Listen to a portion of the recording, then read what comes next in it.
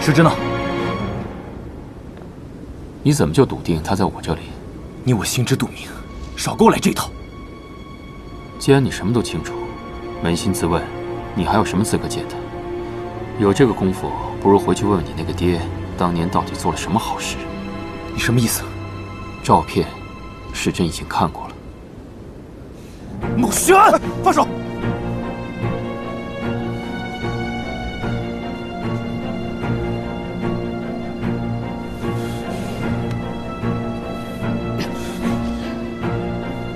不要这么激动。有些事情，不是你不说，就可以当做没有发生过的。宋哥，穆轩。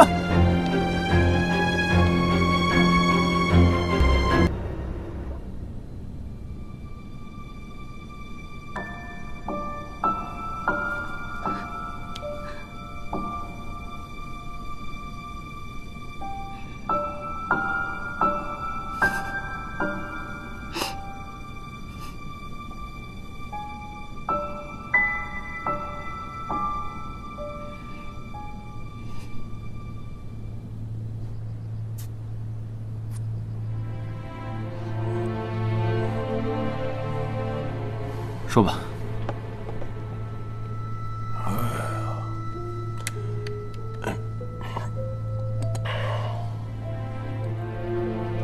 我和白氏成亲之后，就到上海做生意，很少回家。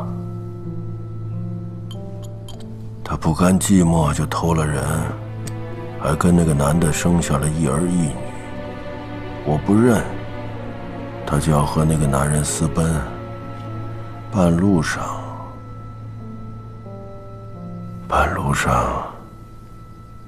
也不知道是碰着劫匪了，还是那个男人反悔。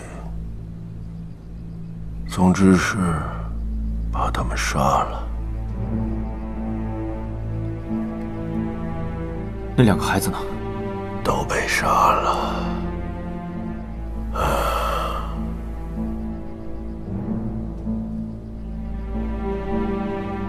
问完我，你就可以走了，不要再烦我了。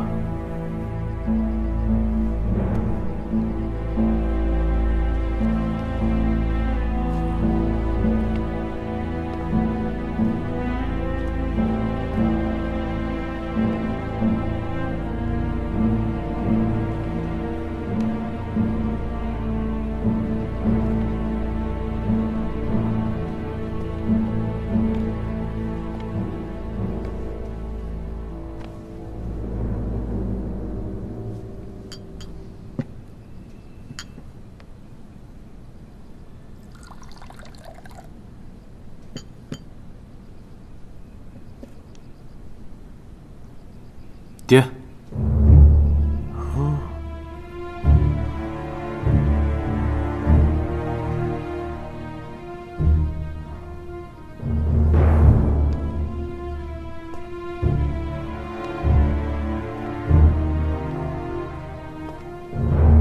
爹，白氏那一对儿女真的不是你的？不是。那到底是谁的？是荣定坤的。那你叫什么名字？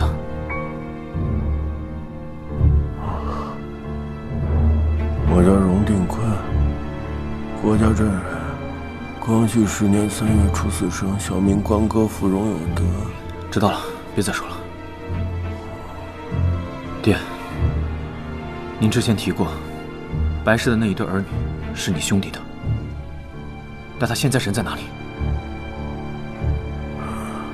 消失了。我亲手。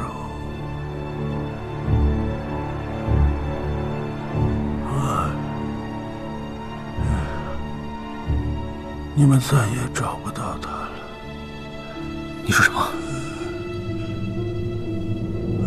爹，你说什么？你亲手做了什么？那人到底是谁？啊？阿和，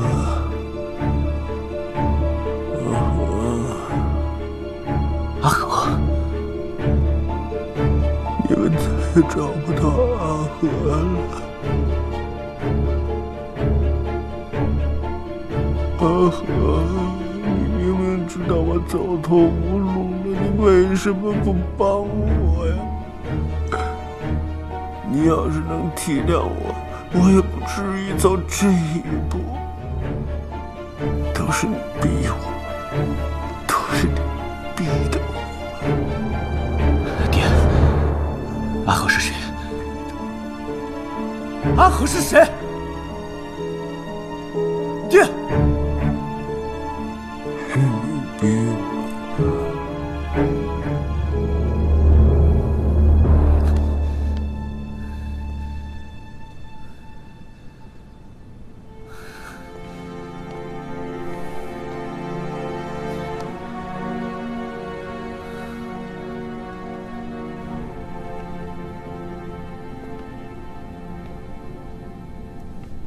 先下去吧。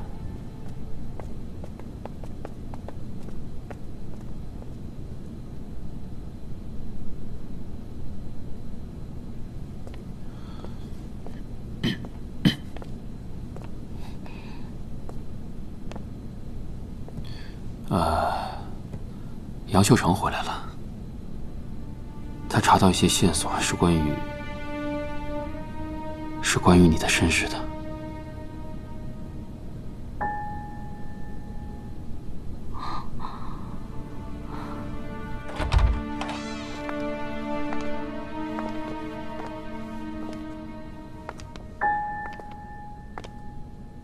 方先生啊，方小姐，好久不见。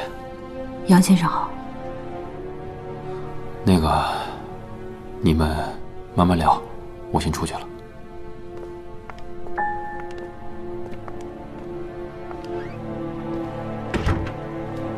温春里的事，我要向方小姐和你的家人道歉。为虎作伥虽不是我的本意，但我也是个有罪之人。我这么一个小人，方小姐瞧不起也是应该的。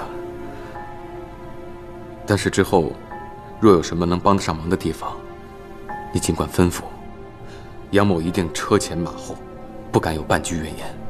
杨先生发挥特长，帮着七爷扳倒荣家，就足够赎这一桩罪了。至于你其他的罪，就不是我可智慧的了。坐吧。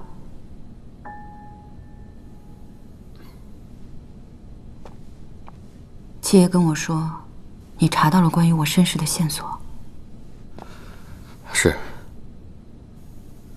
荣定坤他其实不姓荣，而是姓秦。你说什么？赵华安自荣定坤开始闯荡之时就跟着他了，他知道荣定坤所有的秘密。我买通了他手下的一个亲信，那个人告诉我，前年赵华安的女儿嫁人，在酒席上，他喝得大醉，说了很多胡话，其中一句就是荣定坤不叫这个名字，而是叫秦水根。那他又是怎么变成荣定坤的？中途改了名字吗？好像从一开始，他就是冒名顶替的。那他就有可能不是我的生父。这个赵华安说的话可信吗？都说酒后吐真言，我觉得可信。荣定坤所有的直系亲属，他的父母、祖父母和兄弟姐妹全部都死于一场疫病。但是我听当地的老人说，荣家本来就住在镇外，又是关门闭户躲疫，本是好端端没事的，是荣定坤带着病死的发妻和儿女的尸首回家，把病带回荣家，荣家的人才会染病而死。反倒是荣定坤说是用了西洋的药，反而没事。你是说，他为了掩饰自己，杀了整个荣家？我是这么推测的。这20几年来，荣定坤从来不跟荣家剩余的老亲来往，宁可重用皇家的子弟，也从来不提拔荣家的人。这难道不奇怪吗？对，心里有鬼，不敢和荣家人接触。没错。如果他的身份真的有问题，那他为什么要成为荣定坤？真的荣定坤又在哪儿呢？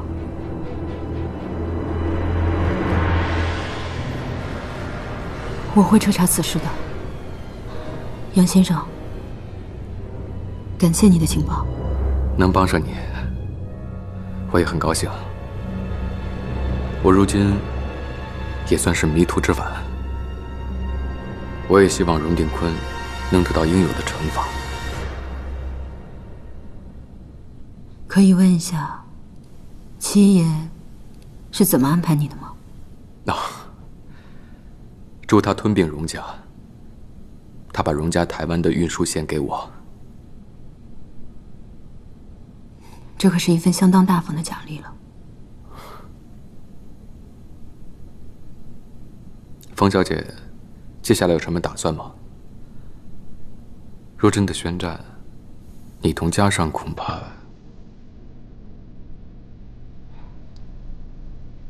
我们结束了。他似乎误会我们俩是亲姐弟了。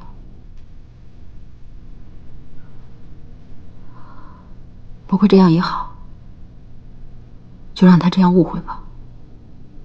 不管真相如何，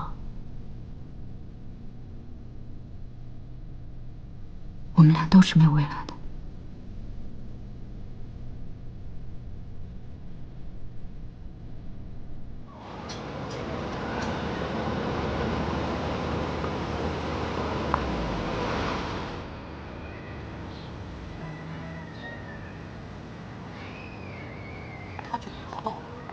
还聊着呢。哟，回来了！来，我来，辛苦了。回来。哎，好，再见啊！再见啊！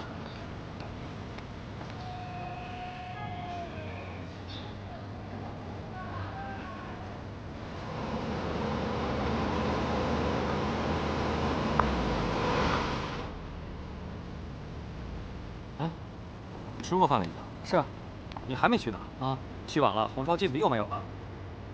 我现在过去。哎，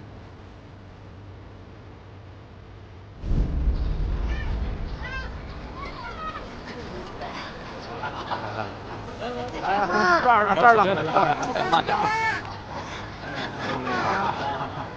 好，知道。世珍，别等了，说不定你哥先回去了啊。才不会呢，我跟他约好了的。哦，好。时珍，哥哥，走，我们回家吧。嗯。抱歉，我来晚了。我听说你跟医院申请，要带一名家属一同出国，护士那边可都传开了。是我妹妹，我准备带我妹妹一起过去。你妹妹，她不是去北京教书了吗？这一次的奖学金啊，非常丰厚，足以支付我们2个人一起出国生活了。我呢，给她挑了一所好的大学。就我妹妹的聪明才智，她一定能够攻读硕士学位的。没见过你这么可爱内敛的哥哥，你太太将来恐怕跟小姑子很难相处好了。我暂时可没有要求的。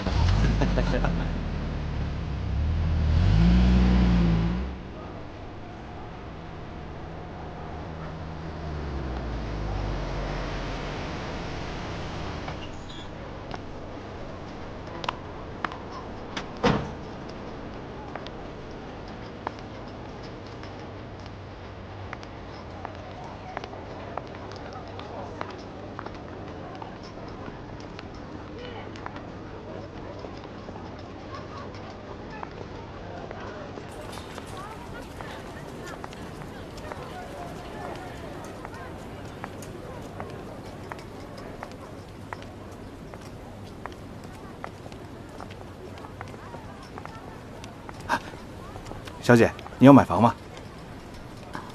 这是荣氏商行新修的房子，这一片都是独栋，上下有4个卧室，2个卫生间，还有最新型的下水系统。这一片老房子都被拆光了吗？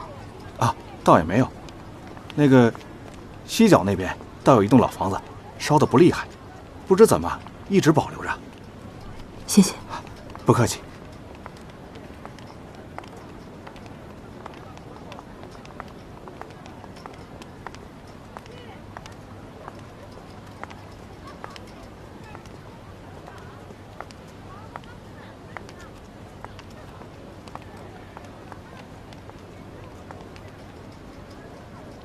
这边的房子差不多已经售出60%，再往前走3个路口就是河岸。到时候港口建设完成之后，4家船就可以。嘉少，怎么了？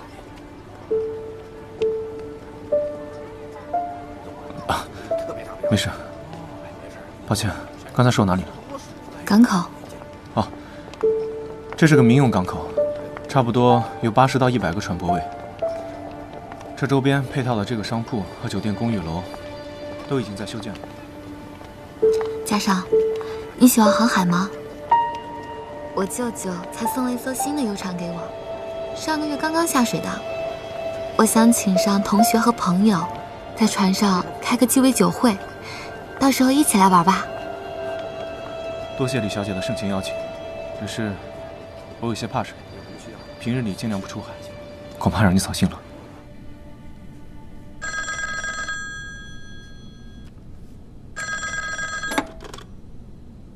喂，荣先生，你好，这里是北平饭店。之前给您留的大闸蟹，冯小姐一直没有来，您看还用给您留着吗？先留着吧。好的。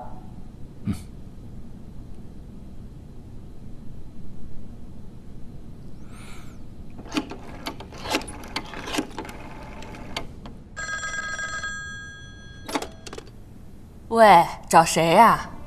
你好，我找一下住在3楼的冯小姐。她呀，她不在。她去哪里了？这我可不知道，她走得急，也没跟我们知会一声。那她大概什么时候走的？2天前吧，一大早拎个箱子就走了。好，我知道了。哎，谢谢。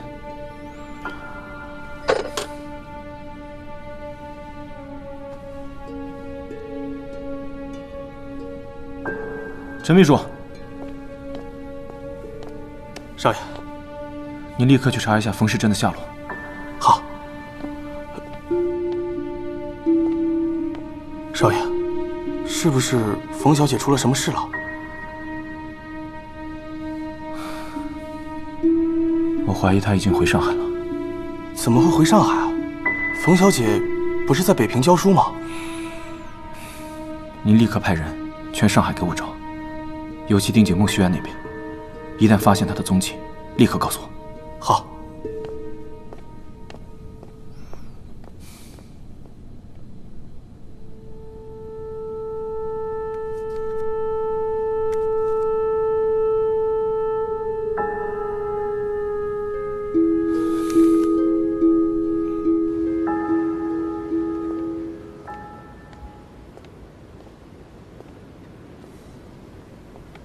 怎么了？你出去一趟，看这样子心情还不好了？因为姨母的事情吗？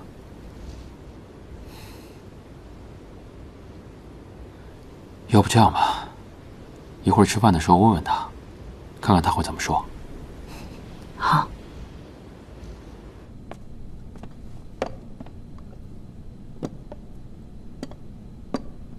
您别客气，吃吧。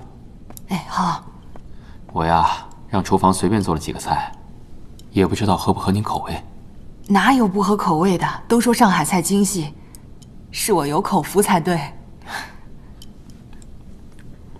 来，谢谢。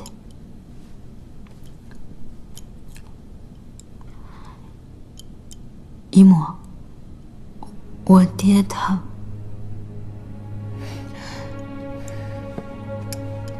我知道你想了解你爹娘当年的情况，我也好好的回忆了一下，把我知道的都告诉你。荣家早年呢还是镇上的富户，后来田里的收成一年不如一年了，其实在你出生前就已经难以支撑了，长工都辞掉了一大半。姐夫他是个有远见的人，也不想守着那几亩田地，总想出去闯闯。当时好像是揣了50块钱，就跟镇上的人一起去上海做生意了。那我娘她怎么没有跟着一起来啊？你娘过门没多久就怀了你，所以留在了郭家镇。我爹来了上海以后，他做什么？他具体做我也说不清楚，好像就是在码头上进一些次等的舶来货，走街串巷的叫卖。后来跟朋友合租了一间铺子，生意好多了。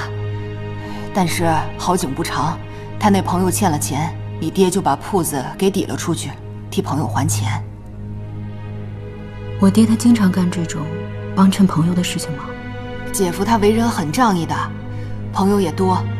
那刚去上海那阵，跟几个朋友合租了一间石库门的房子。那朋友家里孩子多，他就把那个朝阳的大屋子让给朋友住，自己去亭子间住了。为了这事儿，姐姐没少说他，说他太老实了，怕他以后会吃亏。你别看你爹娘经常分居啊，可是他们2个人的感情是极好的。珍珍，听说你爹现在已经是上海滩顶天富贵的大老板了，你快去跟他相认啊！他要是知道你还活着，都不知道开心成什么样了。是啊。大姐，你刚才说荣定坤赚了一大笔钱，然后发家致富了，这笔钱他怎么赚的？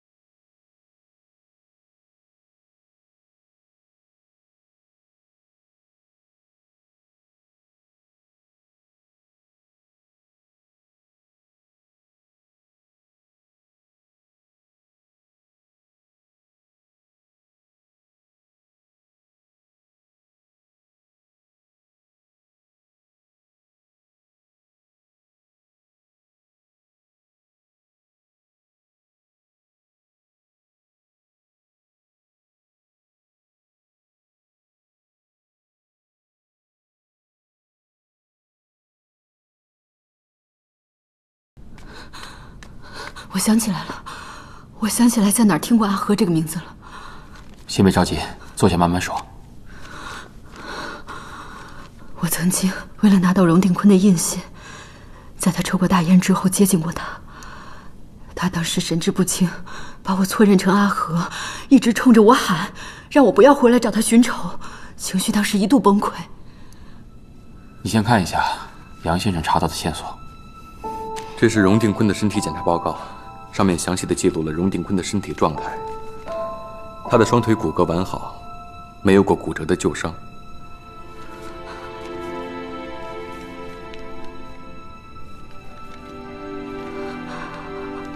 果然是这样。一幕口中我的父亲，为人正直、善良，对朋友热诚讲义气，跟我母亲的关系非常好。而现在的荣定坤，小心多疑，妻妾众多，而且他贩卖军火烟草，无恶不作。这些已经足以证明，他们是截然不同的2个人。但是两个没有血缘关系的人能长得如此之像，甚至一个人可以顶替另一个人，骗取他们亲人的信任。说话口音、行为举止都可以模仿，但是毕竟这是两个人。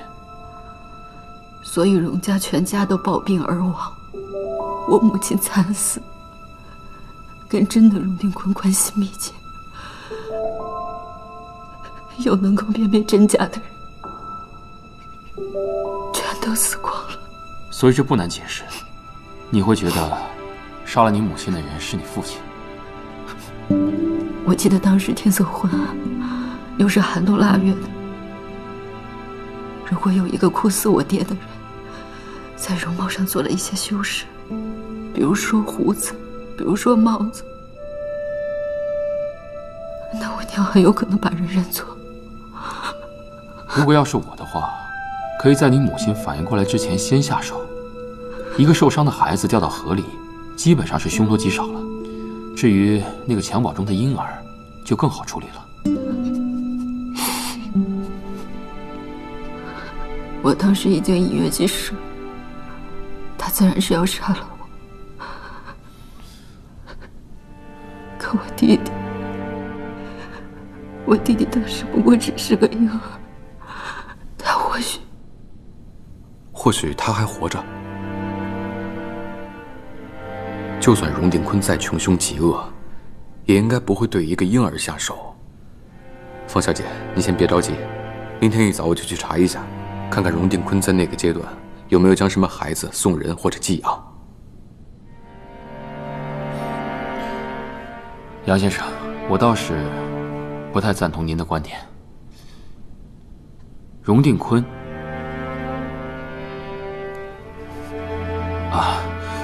秦水根。秦水根既然已经把荣家上下全都灭了口，他怎么还会在乎一个孩子？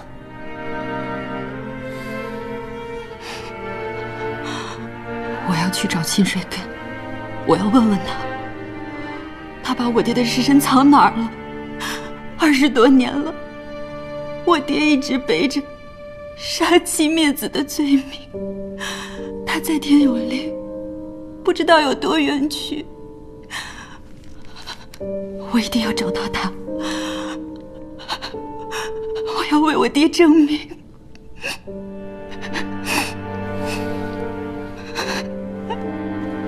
秦水根虽然说现在是个废人，但是不管怎么样，都不是一般人。如果我们贸然登门对质，反而容易被牵着鼻子走，我们会很被动。所以，当务之急，要先找到令尊的尸骨，再逼他认罪。那岂不是如同大海捞针啊？20多年前，谁知道他会把尸体藏匿在何处？不管怎么样，我会尽快派人去查。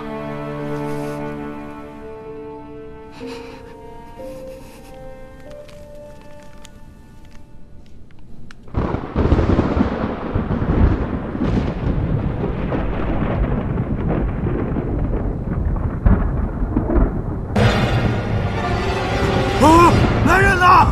来人呐！来人呐！老爷，怎么了？那有个人。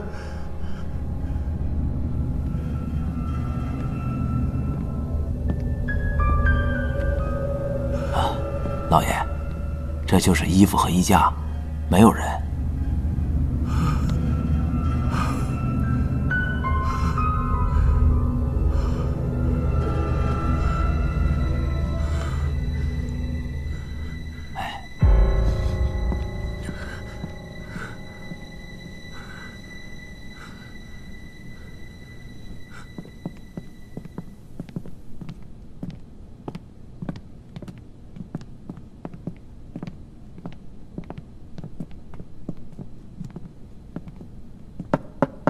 老爷，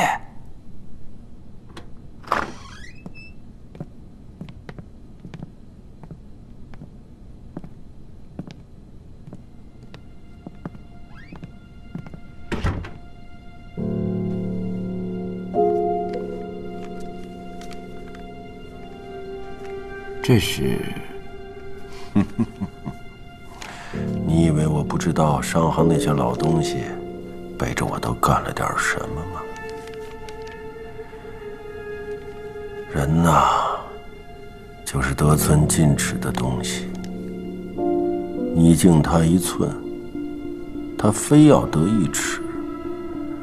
时间长了，难免有见不得人的把柄。好好利用啊！尽快的把荣氏商行的主权拿回来。可是嘉上那边不用管他，他就是个吃里扒外的白眼狼。荣家的天下是你我打下来的，我怎么会由着他毁掉？华安呐，你可是我最信任的人呐，不要背叛我。坤哥，我跟了你这么多年，早就已经把你当成自己的亲大哥了。谁背叛你，我都不会背叛你。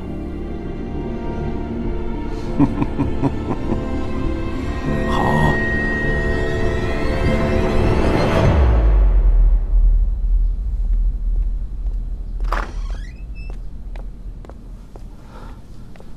大少爷。哦，冯小姐她的确已经离开了北平，回了上海。她现在在哪里？在梦公馆。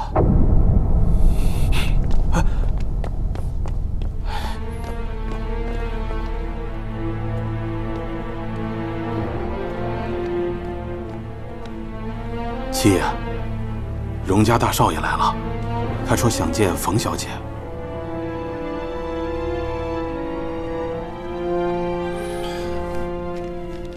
冯小姐呢？冯小姐和杨先生在书房呢。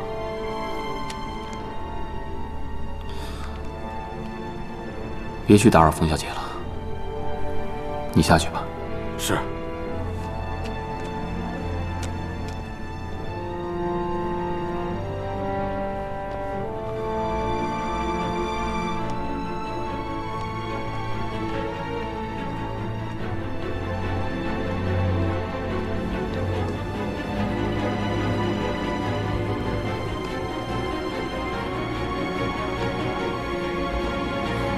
石之呢？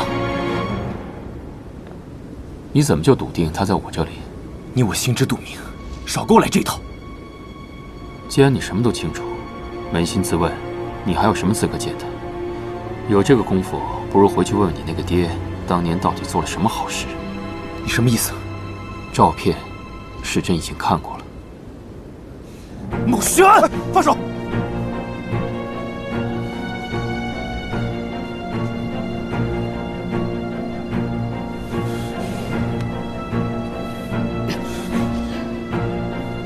不要这么激动，有些事情不是你不说就可以当做没有发生过的。宋哥，穆轩，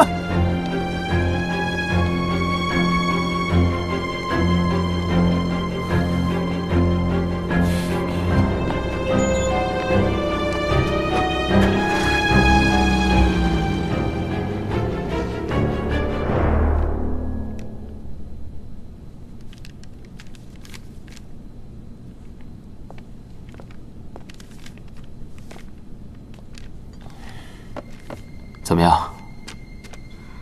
七爷，我们忽略了一个非常重要的信息。之前秦水根把我错认为阿和，还说过他曾经亲手埋了阿和。既然如此，那我爹的尸首一定还在。可上海滩这么大，令尊的遗体可能会被埋在任何一个地方。不，这么重要的一具尸体，秦水根肯定不会随便处置的。他这个人非常多疑，他杀了人，夺取了对方的身份。这20多年来，他一直都在担惊受怕。他害怕我爹，害怕我爹的冤魂。回来索命报仇。秦水根做了这么多亏心事，他一定会反复确认这个秘密有没有被人发现。他很有可能会把尸体埋在一个只有他自己可以掌控、任何人都发现不了，而且他可以随便去查看的一个地方，好让他自己安心。荣家在上海有很多仇家，大家都想把他们的丑历史挖出来。这么大一个把柄，他绝对不会落在别人手里，所以他一定把令尊的遗体藏在自己的地盘上。20年前，秦水根抢了我爹的彩票，那个时候他在上海，没有根基，没有产业。我记得资料里面写着，秦水根在上海买的第一处不动产是2个库房，应该就在这个闸口附近。后来他又娶了唐太太，买了房子，买了铺面，成立了公司。2年以后，他就买了荣府现在这块地，盖了房子。他应该不会把尸体藏在自己的家里面，那会在哪儿呢？库房一直被使用，不便于藏匿。郭家镇又太远，况且那种乡下的小地方，但凡有个风吹草动的，就一定会有人知道。如果逆向推导，从我爹的线索出发呢？一木不是说过吗？之前我爹在上海的时候，从码头进货贩卖，那他应该住在码头附近的。我想起来了，文春里的背后就是一个小码头。我小的时候经常看到货船在那儿卸货。如果我爹信里提到的那个问他借钱的朋友就是秦水根的话，那他们应该住在一起。那就在码头附近了。上海有这么多码头，为什么你确定是文春里那个？因为秦水根放火烧了的，偏偏只有文春里。我想起来了，荣家在文春里是有物业的，不是在失火后买的，是失火之前就有。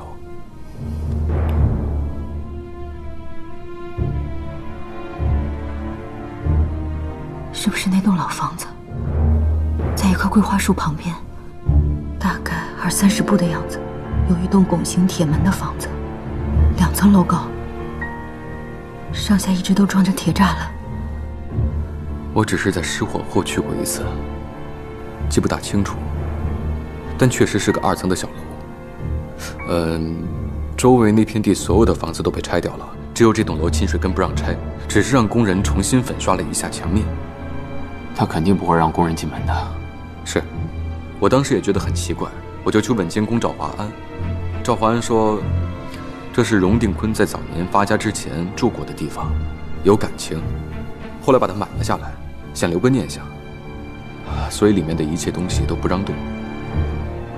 哦，还重新换了一道大铁门。没错，就是那。当年他们都在一起，一起做生意，一起合租，然后秦水根就为了一张彩票，他就杀了我爹。我突然想起来一个线索，之前觉得跟这事儿没什么关系，但现在想想还是有联系的。曾经上海地产大亨张家想要买文春里的，但是只谈了1轮，秦水根就插手了。他怕外人知道这栋房子，所以他着急吞并文春里，不惜放火烧房。但偏偏只有这栋房子他不敢动，因为这里面埋着我爹。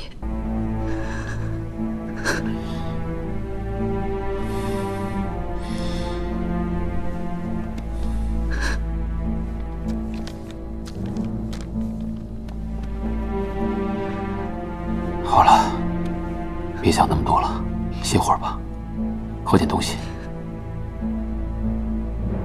冯小姐，别太勉强自己，你能走到这一步，已经很不容易了。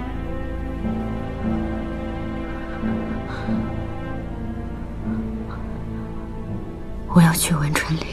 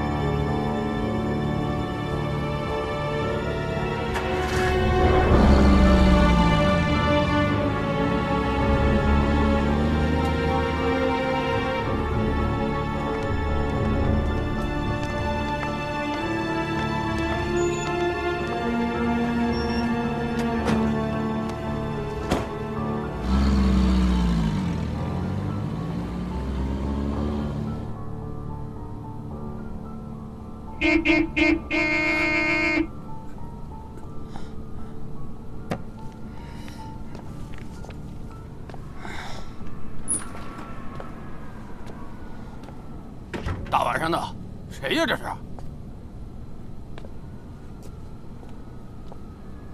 谁呀？开门！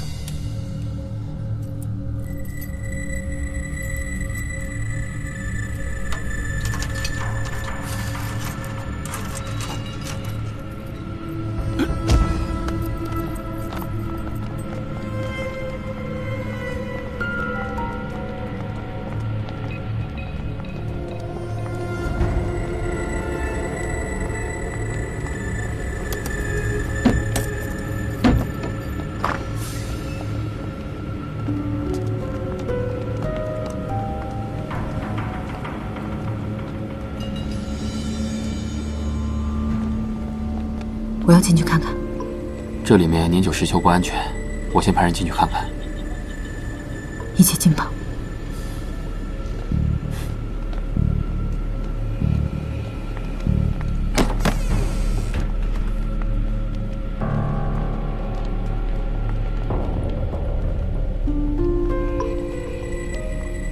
你们两个去门口看着，有什么事随时告诉我。是这儿吗？去检查一遍。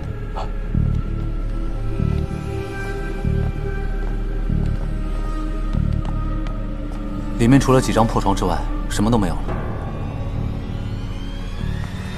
哎，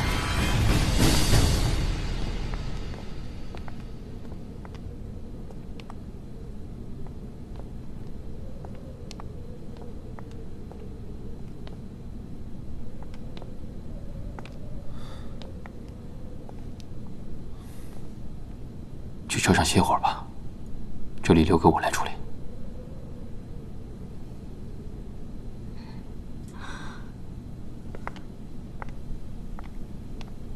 我在想，如果秦水根在这里杀了人，他该怎么处理这个尸首？当时这里还有很多其他的租客，他肯定不敢大张旗鼓的去挖土。他必须非常安静和迅速的把尸体藏起来。所以，他肯定先是出去了，把彩票兑换成了钱，然后再回来把这个房子买下来。把其他的租客全部赶走。那个时候，他已经没有必要再花功夫转移尸首了。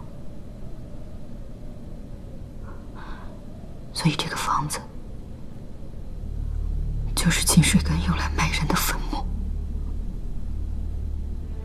姐夫说那人同他长得非常像，觉得很有缘分。是不是叫秦水根？名字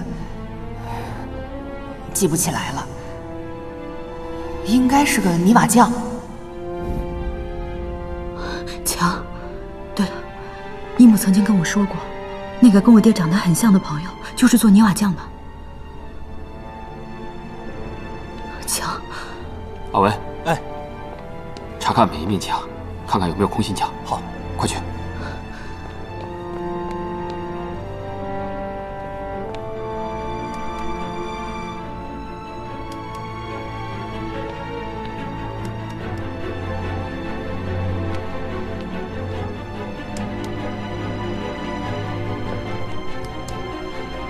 找到了，找到了！在这儿。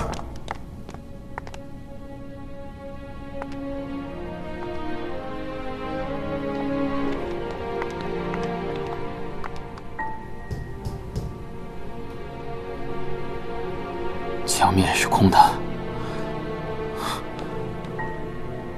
做好准备了吗？咋？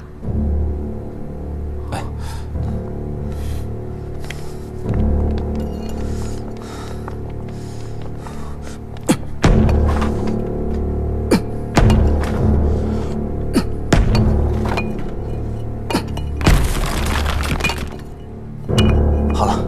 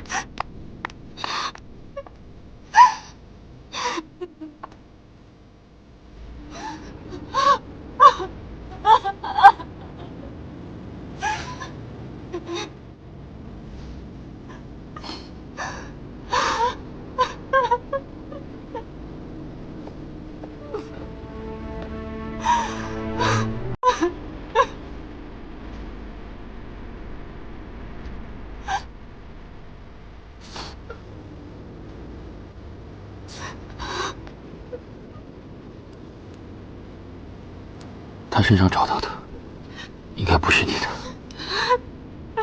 是你弟弟的。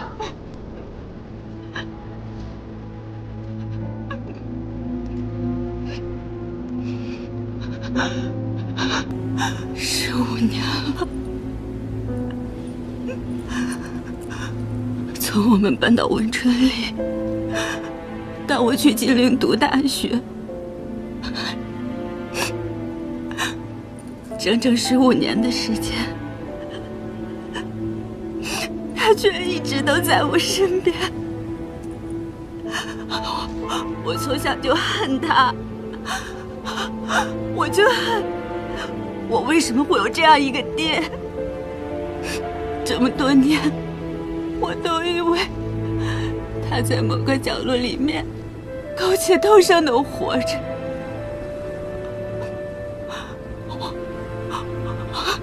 我怎么也想不到，这15年的时间，居然一直在我身边。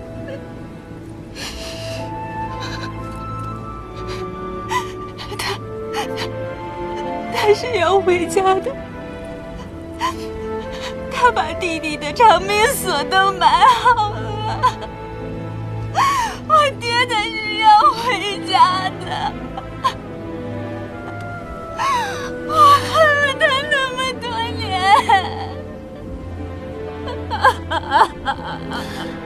找到他了，他不会怪你的，他不会怪你的，你找到他了。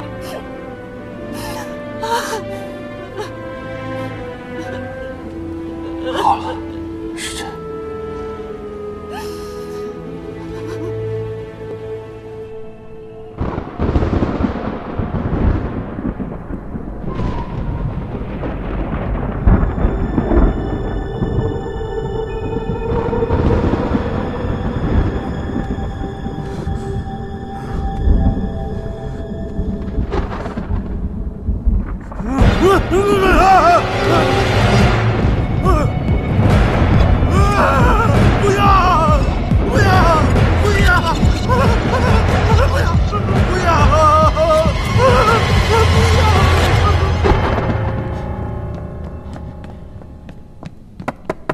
大少爷，来了。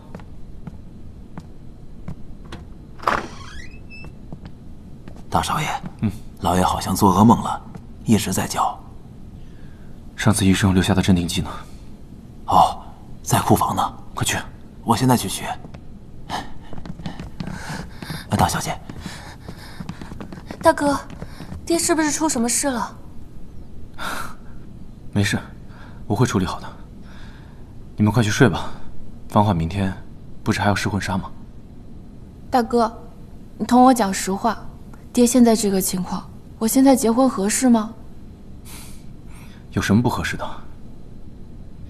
你放心吧，到时候我会让爹如期参加你的婚礼。你们快去睡吧。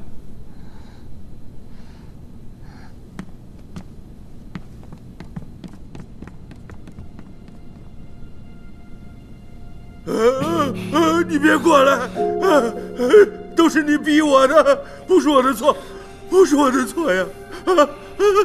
嘉尚，他来了，你要守着我们荣家，杀了他，杀了他！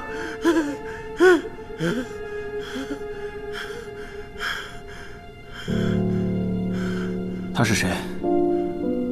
是阿和吗？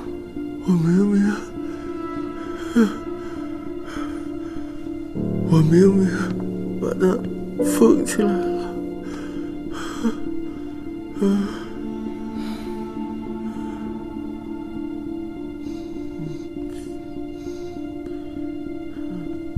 照顾好他。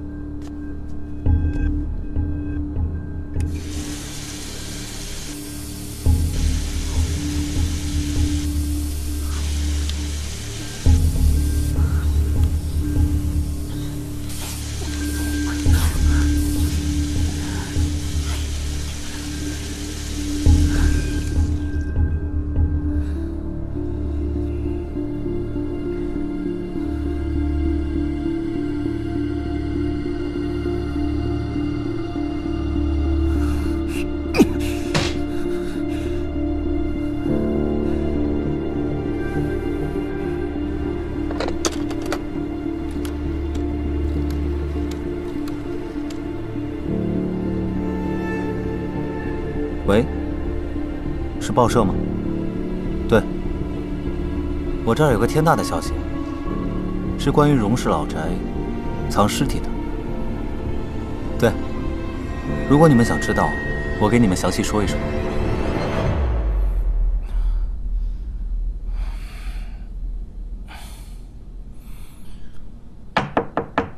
进来。大少爷，不好了，文春里出事了。看报，看报！荣氏高档住宅里竟然发现了死尸，到底是吉宅还是凶宅？看报，看报！荣氏高档住宅里竟然发现了死尸，到底是吉宅还是荣少来了！荣少来了！荣少来了！荣少，咱说什么回事？荣少，跟我说一下吧。怎么回事啊？荣少，说一下吧。高头怎么回事啊？荣少，你是谁啊？知道了，怎么回事啊？荣少，你可不可以回答一下？就一个问题。荣少，回答一下，这情况是怎么回事啊？这块地只是我们荣家凑巧买下的，里面那个人是谁，我们更是不得而知。我们荣家一定会支持和配合巡捕房的工作，早日查清真相，让逝者安息。谢谢。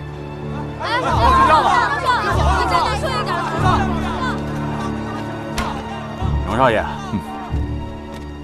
你看一下，认识吗？这尸首如何认得出来？哼，我听说在你们来之前，记者已经把尸首弄出来了。谁知道是真有藏尸，还是有人栽赃陷害？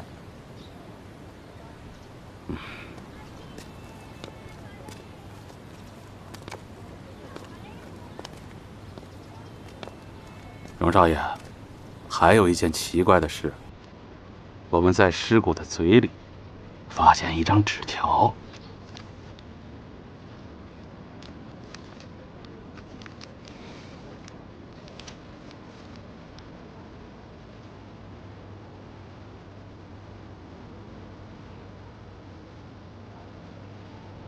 王探长，这张纸条能由我带回去吗？毕竟这也是欠我爹的债，我得回去问问他到底发生了什么。这个纸条我一看就是新的，想必也是有人弄恶作剧，也不是什么正经的证据。荣少爷，你拿走便是啊。啊，多谢王探长啊。来，把尸体给我抬走。是。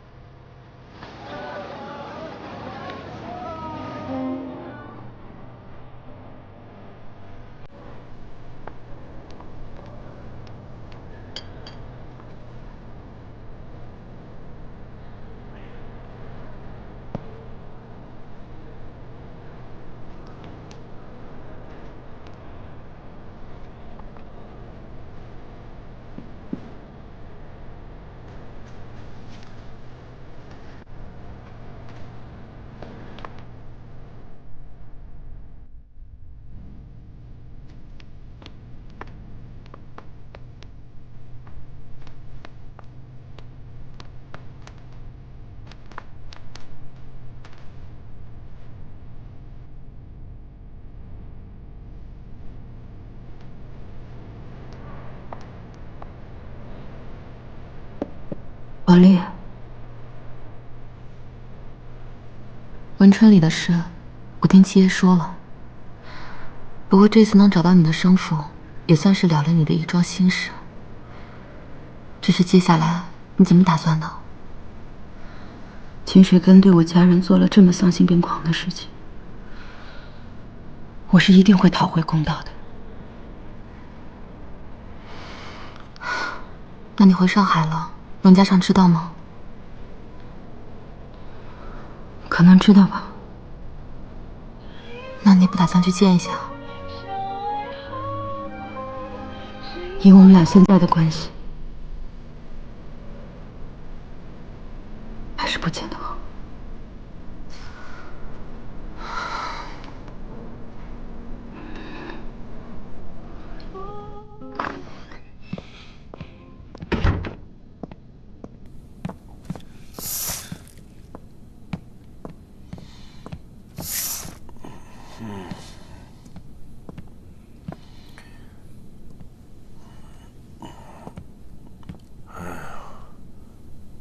老子身体没事的时候，也没见你天天来尽孝，又来了，干什么呀？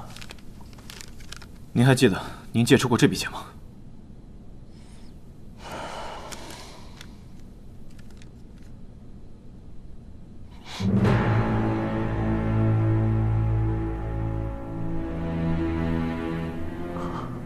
这纸条，这纸条哪儿来的？你只管回答我。这笔账是不是你当年放的？谁弄的？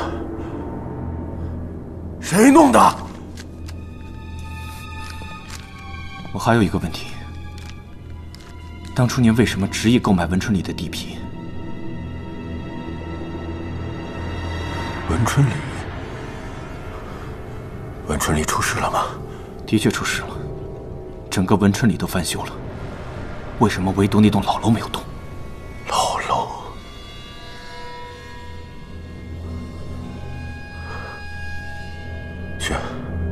去把赵华安给我叫来，快去呀！现在大清早的，赵叔还在梦里，有什么事情由我来处理就好。这秦水根到底是谁？为什么欠了我们家的钱？为什么欠了我们家的人命？还有那栋老楼，那里面究竟藏了什么见不得人的秘密？儿子，不能让任何人踏入老楼一步，不能让任何人动老楼的一片瓦。儿子，老楼动土之日，就是我们荣家衰败之时啊！恐怕已经迟了。迟了。昨夜，有人闯入那栋老楼，敲开了墙，发现了里面的尸首。那尸首上还有这张纸。现在，大概全上海都在刊登我们荣家出售的鸡宅里藏着死人。爹，你告诉我那栋老楼是我们的命脉，却没有告诉过我，那命脉里埋着死人。我不可能，不可能，不可能！纸条我已经截下来了，但是死尸的消息已经藏不住了。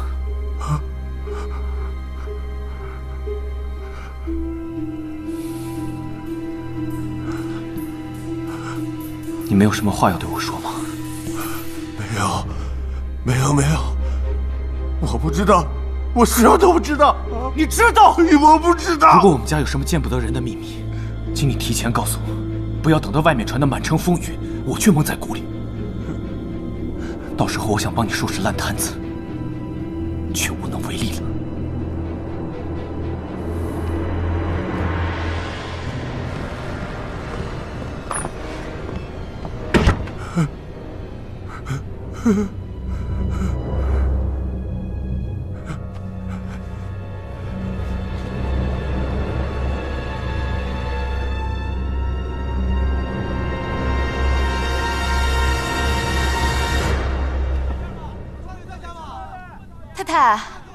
太太，你快来看一下，这外面好多的人啊！好像是记者啊！哎呀，出来说说吧，陆少爷，回答我们几个问题啊！发生什么事情了？太太，不好了，太太，太太，您看报纸。文春里发现，这赶紧吩咐下去，这前门后门都给我关牢了啊！告诉他们，今后除了采买的人，一律不准外出。少爷已经吩咐下去了。好，你赶紧通知方丽放话呀！哎，少爷人呢？他刚刚出门解决这事，现在应该是在商行里。好。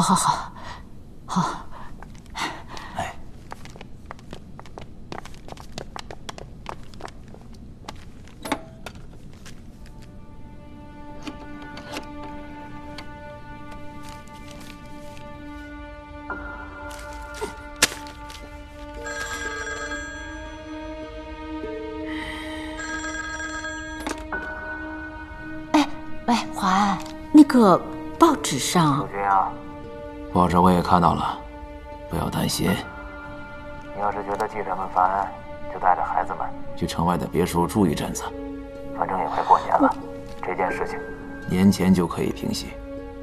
哎呀，我倒不是怕记者，我是觉得报纸上含沙射影的，说什么我们故意不翻新，就是为了里面藏尸体，还说什么我们其实早就知道里面有东西了。报纸为了哗众取宠，什么话都乱说，这也是对手用来重创我们荣家的手段而已。那这上面还说什么巫术、秘术，说我们荣家就是靠这个发家的。好了，别听他们胡扯。我现在去商行开会，会和家上好好商量一下接下来的对策，照顾好自己。哦。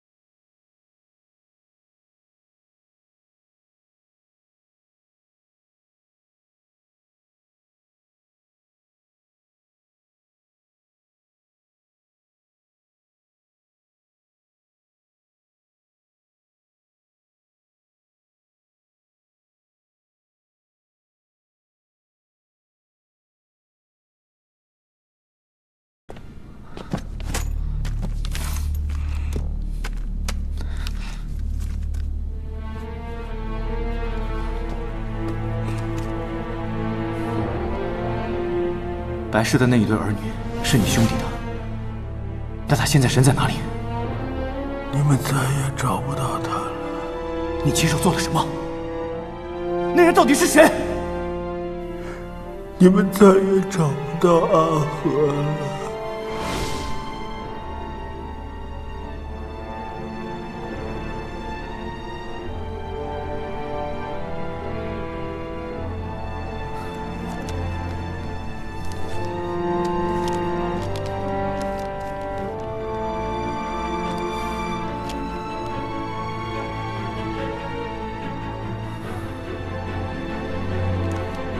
阿和，秦水根，他们俩到底有什么关系？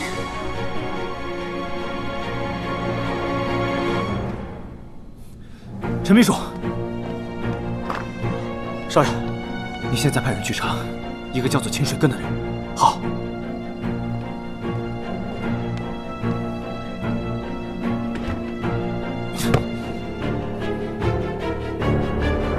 文春里急宅变凶宅，发现死尸，住户们纷纷要求退款，并状告荣氏商行。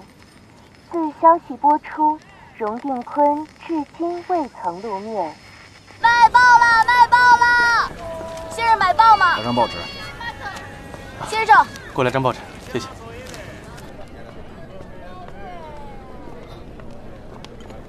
巡捕房请了位西医检验过尸体，说人是被杀死的，可荣家不承认，说是仇家栽赃。早年呐，一个码头半数船装的都是荣家的大烟和军火，光卸船的伙计就100个，仇家就数不清了。杀个把人埋在墙里，不算个事儿啊。荣定坤至今也没有出现，听说中弹受伤，已经半身不遂了。话又说回来，最近荣家也邪门的紧，自发家以来一直出事啊。是。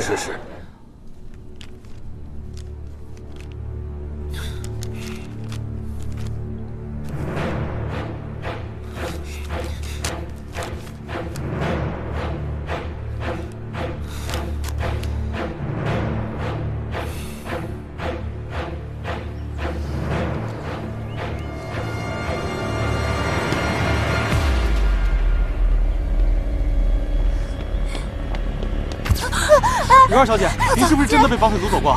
他们有对你做什么吗？大哥，刘二小姐，请你回答我一下。刘二小姐，刘二小姐，哎，刘二小姐，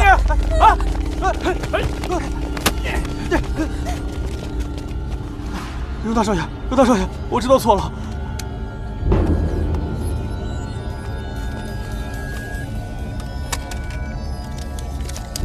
下次再让我看到你，就不是扯胶卷这么简单了。啊，是，滚！是。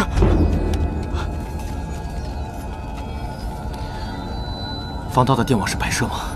啊，这种人都能进来，下次仇家进来，是不是能把我们荣家杀得鸡血不宁啊？大帅息怒，小的立刻去救。大哥，家里现在闹得沸沸扬扬，我听说商行也出事了，咱们家不会就这样就完了吧？放心吧，有大哥在，我不会让荣家倒下的。车来了！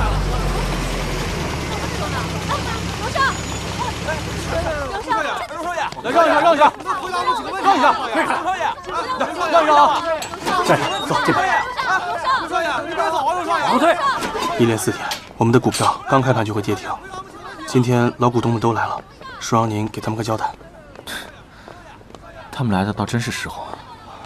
哦，对了，文春里售楼处的乡里刚刚打来电话，说有80%的买家都要退款，不然就要打官司。您看这个事儿，把南边屯的那块地卖了吧。您的意思是，要退的，让他们退，全都给退。具体的细节你来安排吧。现在这情况到底怎么回事？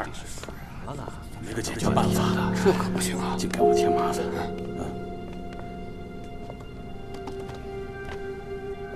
你怎么来了？你爹呢？我要见荣定坤。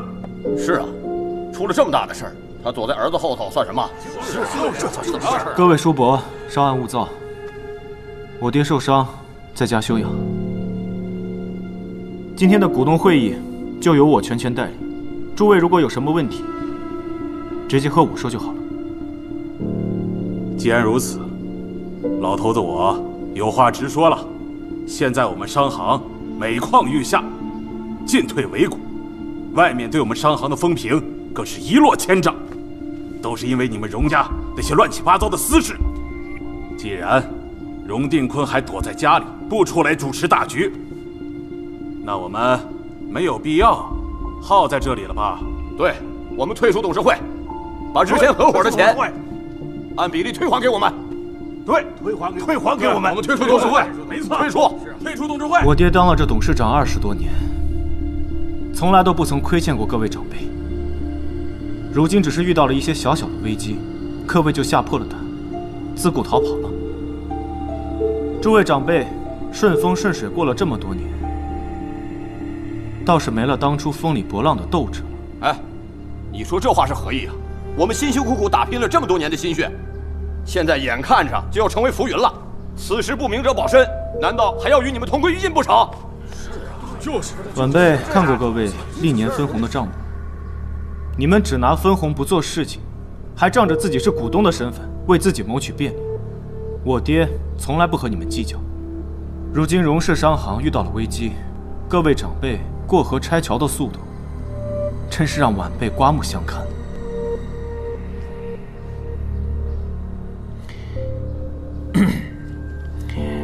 商行最近确实出现了一些危机，倒也不至于拆伙的地步。几位老哥想卖了股份回家养老，倒也是能理解，但别太过，容易伤了兄弟情谊。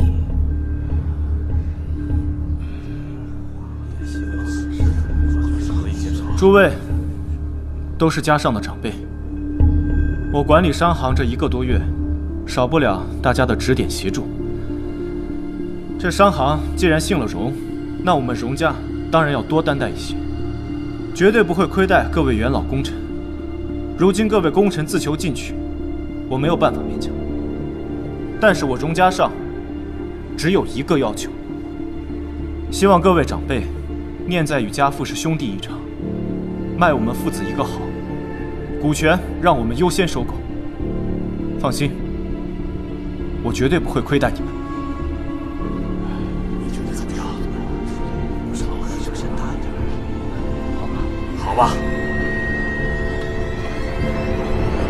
少爷，王探长来了。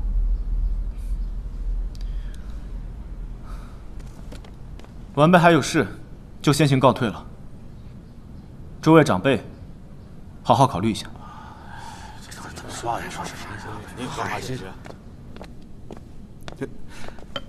荣少爷，探长，恭喜啊，你们清白了。啊，你先坐。好。什么情况？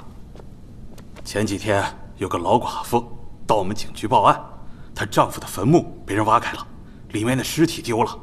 我一问，那具尸体的身高和文春里的一样，我就马上派人去查了。最后发现，老寡妇丢了的尸体和文春里挖出来的那具尸体是同一具。哦，尸体的纸张就更不必说了吧，纸张崭新，那肯定是后来有人写好了塞进去的，所以整件事就是栽赃。对了，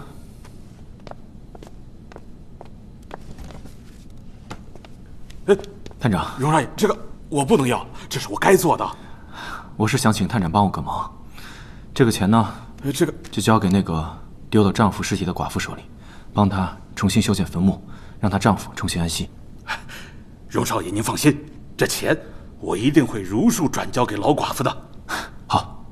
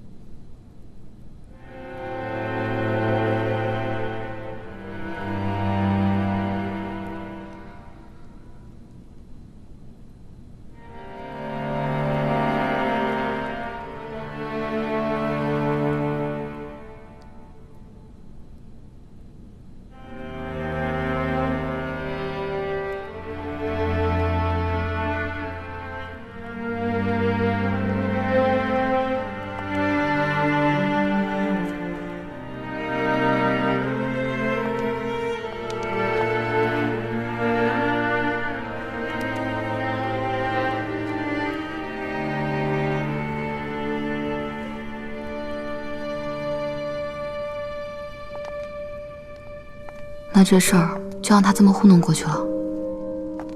横竖也是让荣家元气大伤了。荣家股票大跌，生意受损，可这钱也没有进你的口袋里啊。再说，那荣定坤杀人夺产，不得让全天下的人都知道啊？早晚会知道的。冯小姐、肖小姐，今天是除夕，七爷在理查饭店包了桌酒席，等着你们去开席呢。好，走吧，宝莉。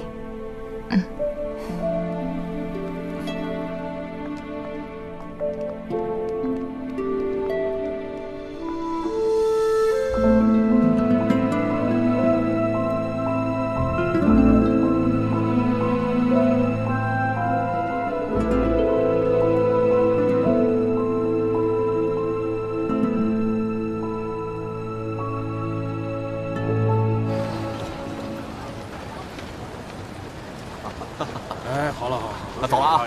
哎，再见再见，走好，魏叔，再见，辛苦你们了，再见再见，辛苦辛苦，再见，再会啊，下次再见，再会，好，再见。哎，好。老弟啊，大哥知道你有能力，现在虽然麻烦缠身，没关系，钱嘛，大家一起赚。多谢了，哎，走了。少爷，您稍等一下，我这就把车开过来。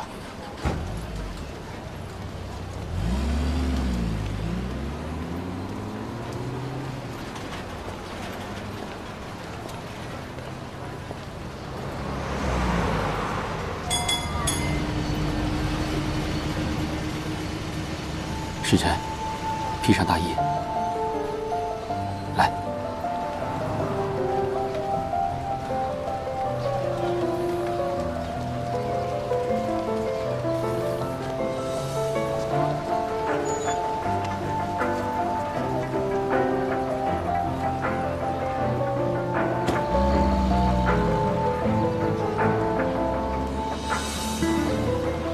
时辰，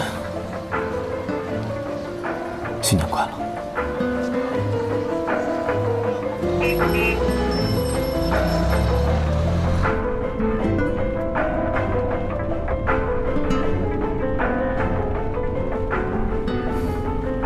七爷，送我回家吧，该回去了。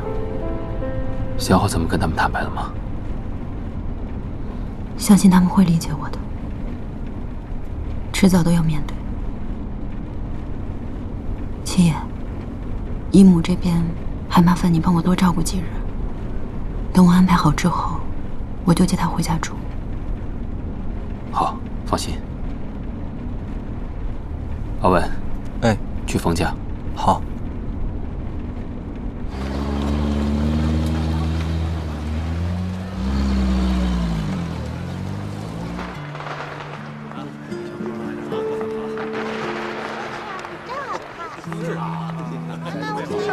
过年好，过年好，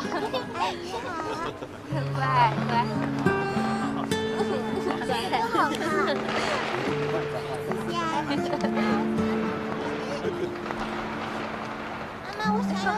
过年好，过年好，阿姨过年好，乖。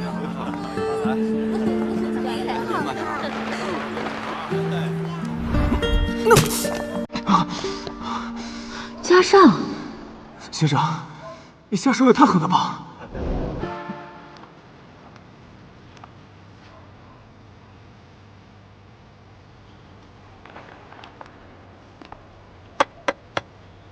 来了。哥，世辰，你怎么回来了？想和你们一起过年啊！好，好，快进来，快进来，来，先握手。爹妈，你们看谁回来了？妈，哎，世珍回来了啊！哎呀，世珍回来了。爹，这么晚了，吃饭了吗？还真饿了。哥，想吃你做的葱油拌面。好，我这就做去。快让妈妈看看你快坐胖了还是瘦了啊！胖了。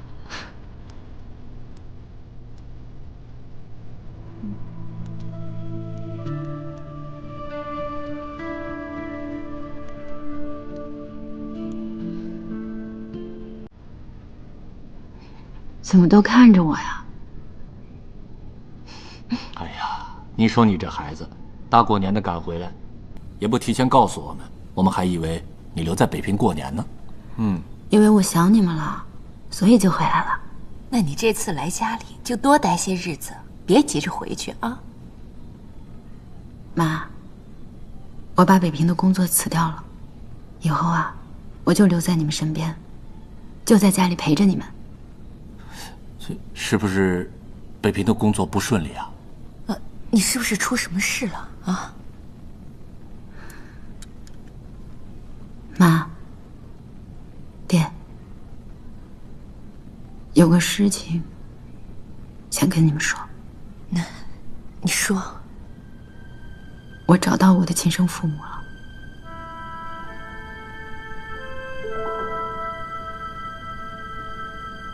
可惜我的父亲跟母亲一样，早在20年前就去世了。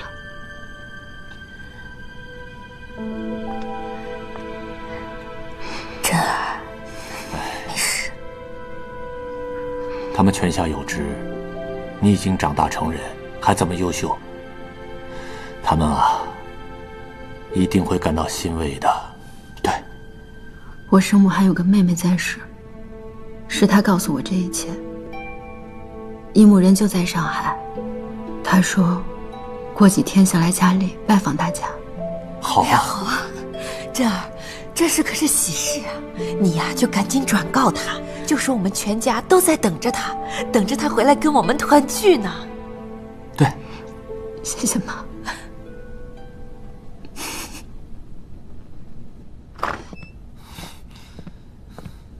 你们都出去。是。你来干什么？文春里的那具尸首到底是谁的？我要知道真实的答案。你要是闲着没事干呀，就好好想想怎么给商行挣钱啊，别老想那些乌七八糟的事。你是清水根吗？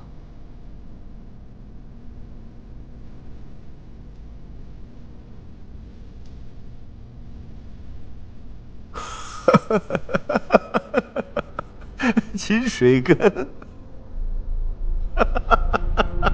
秦水根，秦水根，你知道吗？白氏的女儿没有死。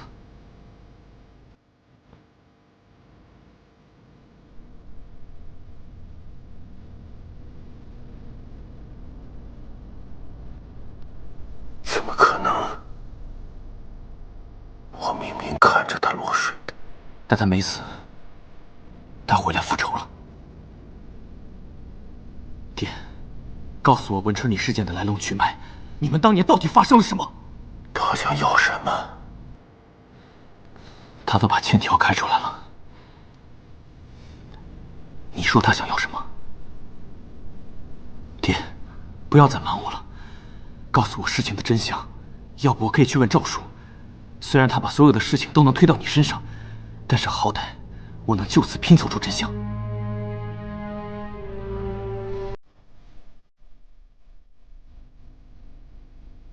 赵华安不安分，你不要相信他说的话。他野心不小，一心想取代你。爹，他知道你太多的底细，想害你害荣家简直易如反掌。可是我现在不知情，连防都不知道该怎么防。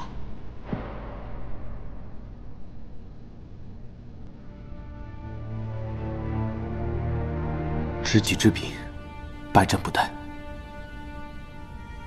告诉我事情的真相，不要害荣家处于劣势。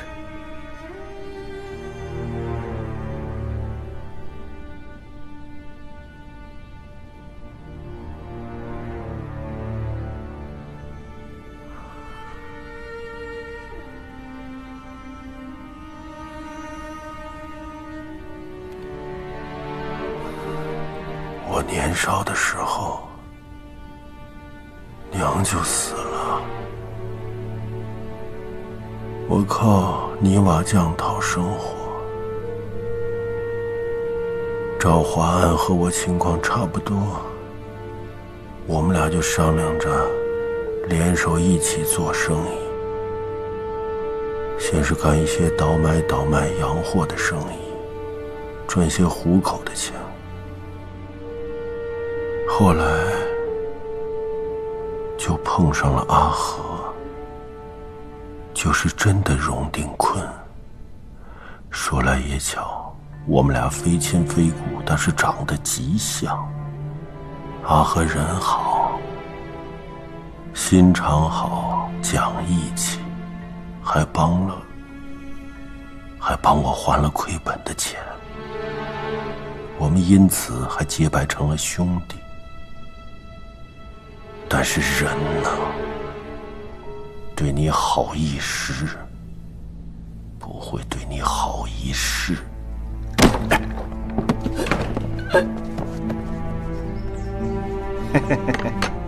3天之内，你的钱要还不上，你的手可就归我了。你可得帮帮我呀！刚才马老九说了，我要是还不上他的钱，他就要把我的手剁了。300，你借我300就行。兄弟啊，不是我不帮你，你嫂子刚刚怀孕，要到上海来投奔我，我得给他们置办个好地方待着呀，这钱我也挪不开。他中了1000块的彩票，明明手里有钱，为什么不帮我？眼睁睁的要看着我被人剁手吗？他还反过来教训我，说我不守规矩。哼，都是码头上讨生活的人，哪个手上是彻底干净的？我不过就是跟马老九那儿拿了点货卖砸了罢了。所以你就杀了他？是他逼我的。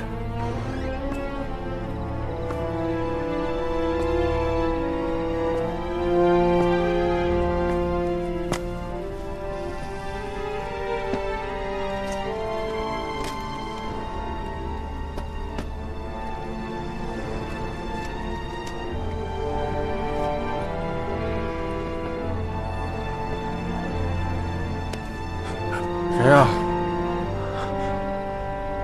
沈根，你干什么？你在拿我的彩票？我平常对你那么好，你怎么能干这种事呢？对不起。走，我要带你去巡捕房。走。我不去。走啊你！跟我去巡捕房。走。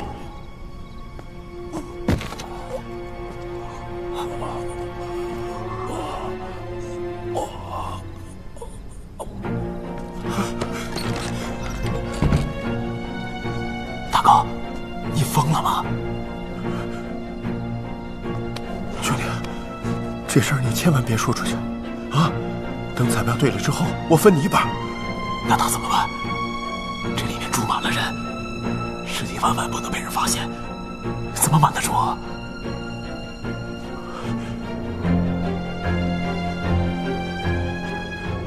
墙，所以你就把他封进了墙里。不然怎么样啊？我不能冒险，我不能冒险把阿和的尸首送出去，我就把他封在了墙里。随后当晚，我假扮成他，跟邻居们说我要回家探亲。邻居们只当他是走了，这事后来果真没人发现。然后我假扮成荣定坤，去兑了彩票。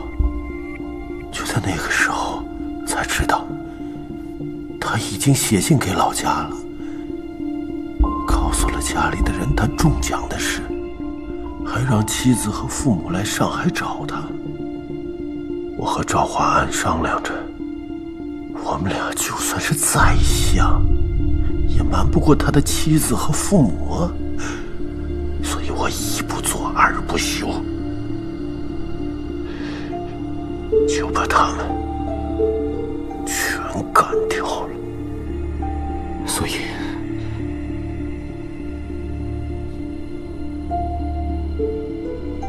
你才是秦水根。对呀、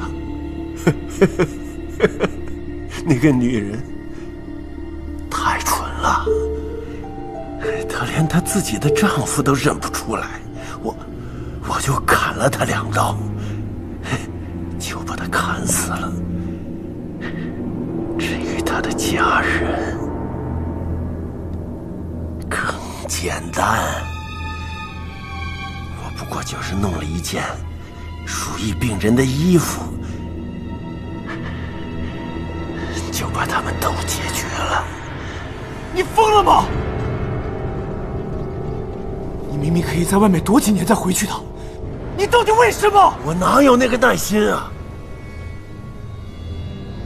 我要不那么做，我哪娶得了你娘？我要不那么做，哪来的你呀？啊？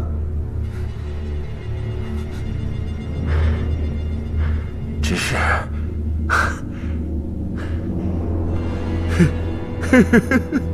斩草果真要除根的。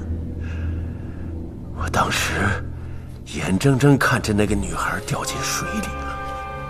赵华安跟我说，她肯定活不了了，她肯定活不了。后来我到巡捕房也没见到尸首，我就当是被野狗叼了，就没在意。现在好了吧？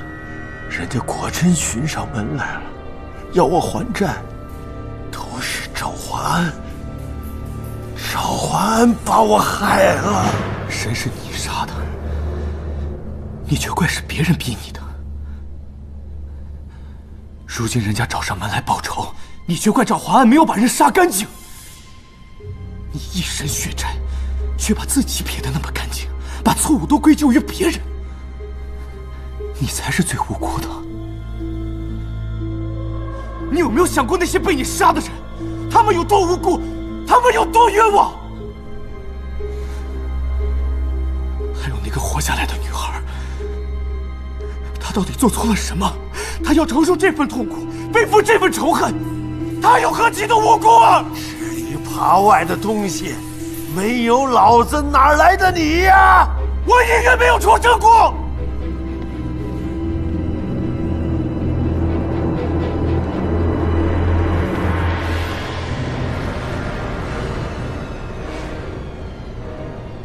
你披着荣定坤的人皮20年已经够久了，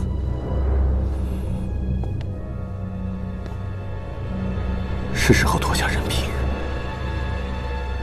做回你自己了。你给我滚！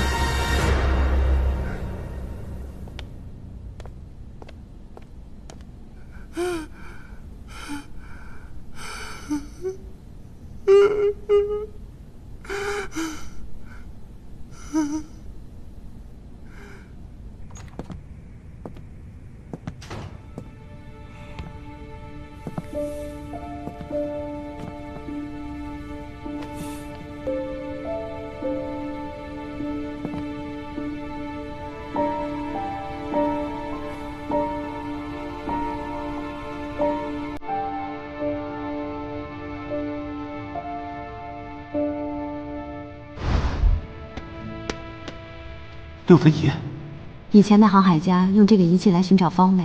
你说过，你想成为一名飞行员，希望有一天你可以放手追寻自己的梦想，在万丈蓝天之上，做一名自由无畏的飞行家。在跳舞厅，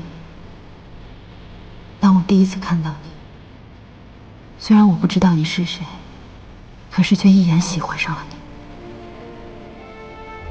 这是真的。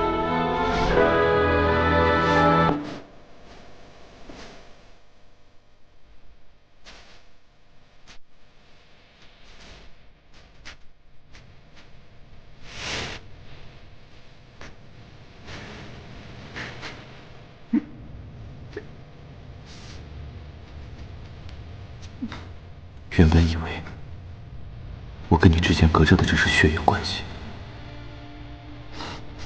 没想到居然是如此血海深仇。我哪还有脸面对你？我们该怎么办？难道就再没可能了？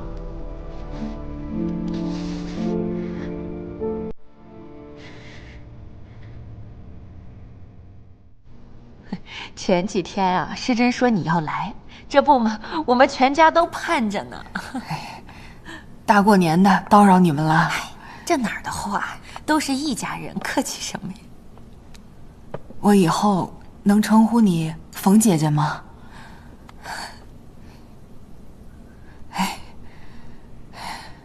你们真是难得的好心人，世珍被你们照顾，教导的这么好，我回去就给你们立长生牌，日日烧香，求菩萨保佑你们冯家福星高照，昌盛安康。太姨母，您这话就说过了，世珍她也是我们的女儿，我们疼她爱她，我们是心甘情愿的。是啊。哎，世珍，快叫你姨母上座。哦，好。姨母，妈，快来吃饭。来。菜齐了。哎，晚上啊，这个兆丰公园有个灯会，我们一会儿吃完饭，咱们也去热闹热闹，好不好？好啊。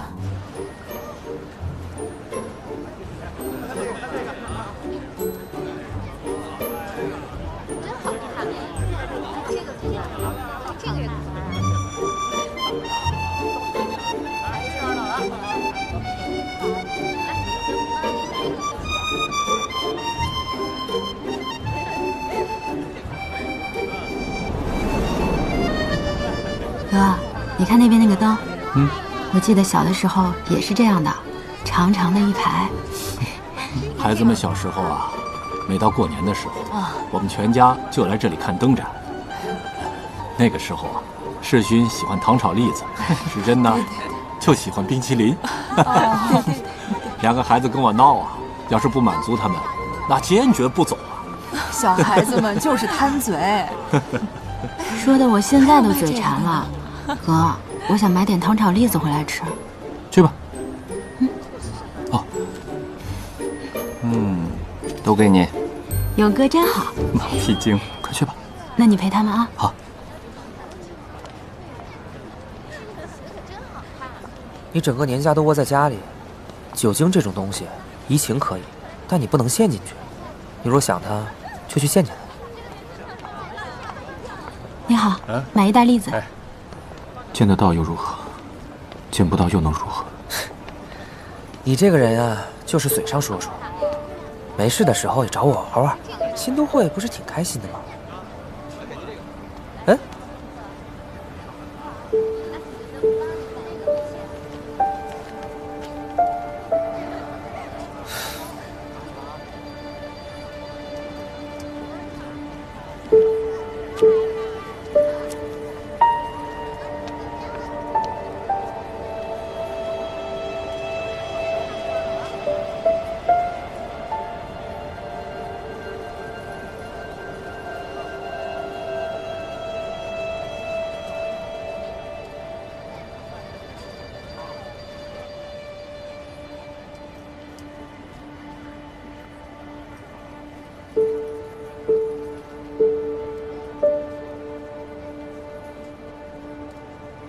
世珍，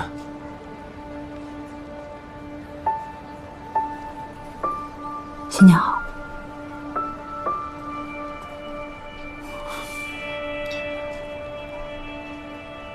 你最近还好吗？你爹的身体现在怎么样？最近挺好的，我爹把大烟也戒了，精神头比以前好多了。现在姨母也在，这个年过得还算热闹。你之后还回北平吗？不回去了，上海有我要做的事情。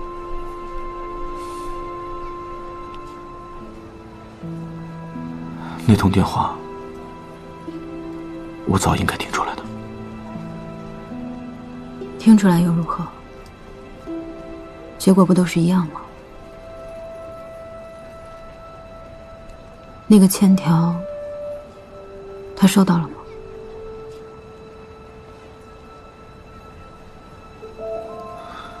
收到了。所以，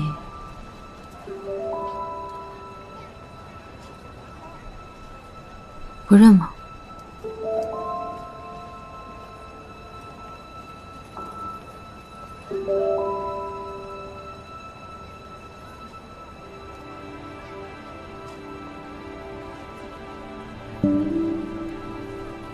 不认也没关系，这笔账，老天爷都记着呢。该还回来的时候，总是要还回来。他不认，我认。我向你替我爹的罪行道歉，父债子偿，理所应当。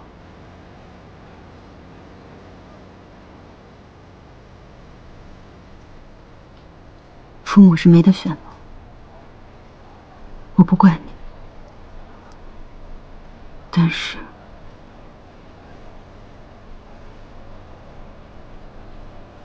我们没法在一起了。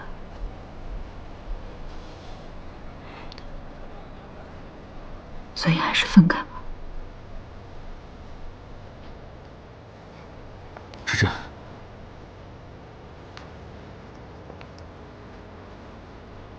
我会让我爹认罪的。下个月11号是芳华和云池的婚礼，他们打算婚后去国外生活，我还打算送方林一起去念书，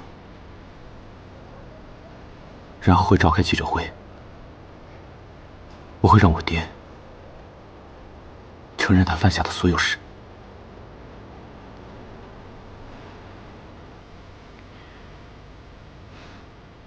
我已经厌倦这一切了。之前我还觉得荣家的生意再不光彩，那也是父辈辛苦打拼下来的。我作为继承人，应该继承家业。可是我现在才知道，荣家不，秦家，秦家的每一块砖头都浸透着荣家人的鲜血。我竟然就是吸着这样的血长大的。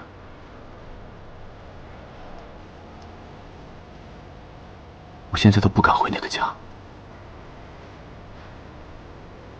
我觉得我一回去，就会闻到一股血腥味。我总是怀疑，那墙里还藏了什么人的尸体。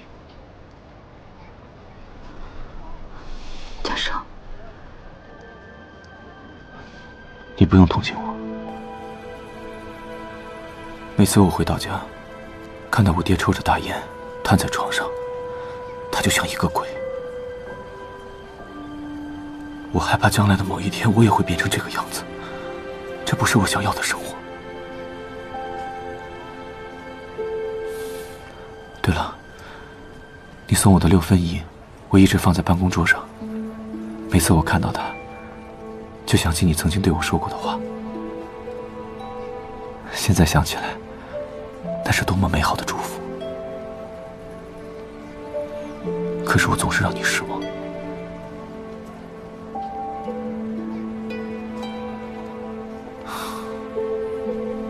芷芷，照顾好自己。希望有一天，我能干干净净地站在你面前。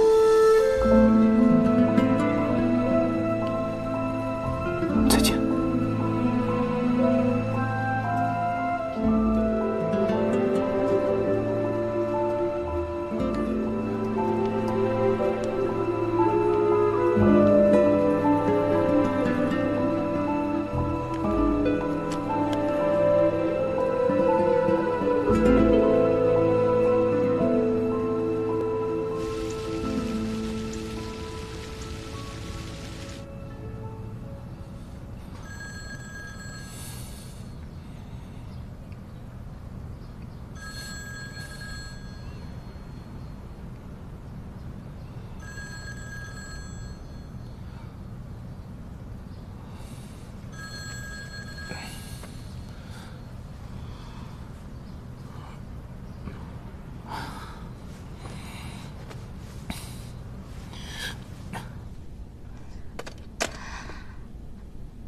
赶紧去告诉老爷。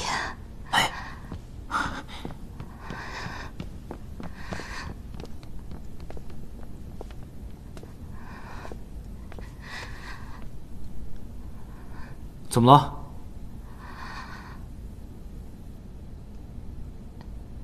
医院来电话说，小少爷没了。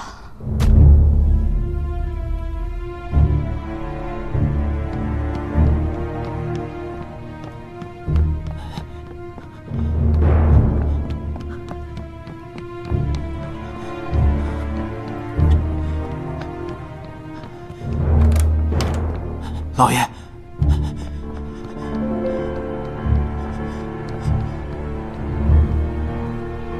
老爷，小少爷没了。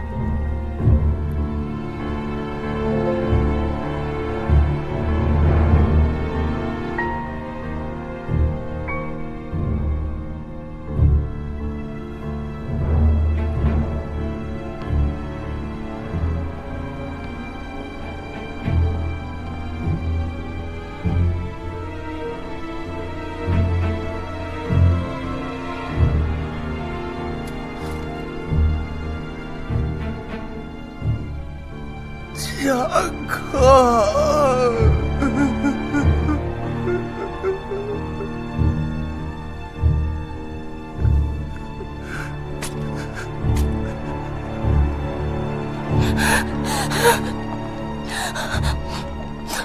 妈妈带你回家。妈妈带你回家。带你回家。二姨太，别太伤心了，把孩子给我看看。得罪了。他只是睡着了。妹妹，你好了好了好了，他只是睡着了。好了，这就是他的命，你再哭得天崩地裂，他也不能起死回生啊！别哭了，啊，收起眼泪啊，别哭了，养好自己的身子，啊！他是我儿子，又不是你儿子，你当然不在乎。太太是狗咬吕洞宾，咱们走，走。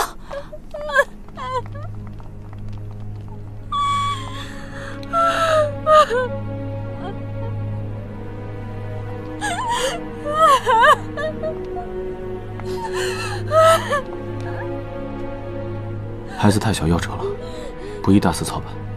你去找些人来，尽快入土为安吧。哎，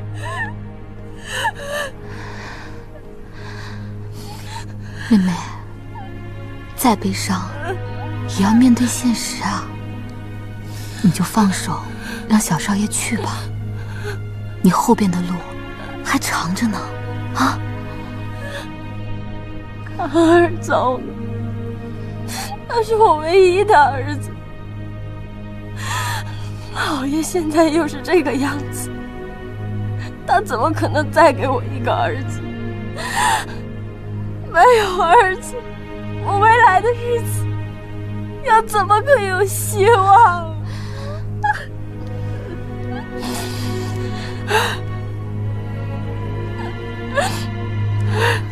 妹妹，我们都知道，老爷现在已经不行了，这个家里现在都是大少爷的管事。大少爷他虽然性子冷，但是对下面的弟妹，还有我们这些家里人，那是很负责任的。我想，他应该也不会亏待你的。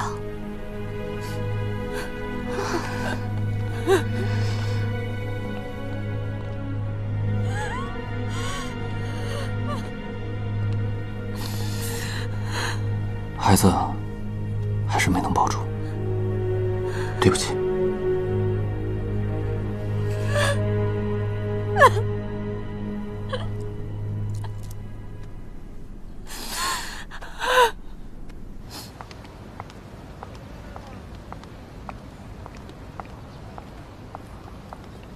冯小姐，我来吧。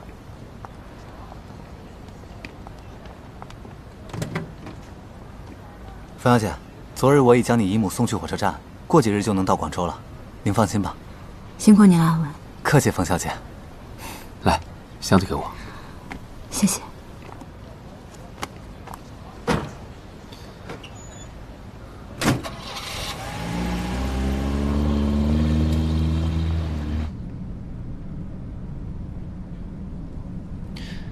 你去保利公馆住，他们没有反对吗？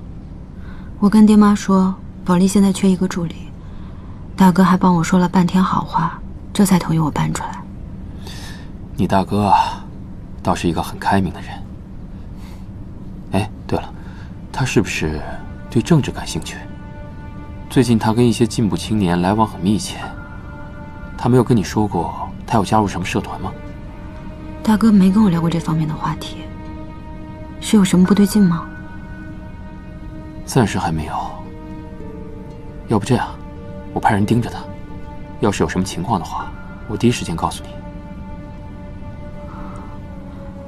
多谢chị。不要太担心。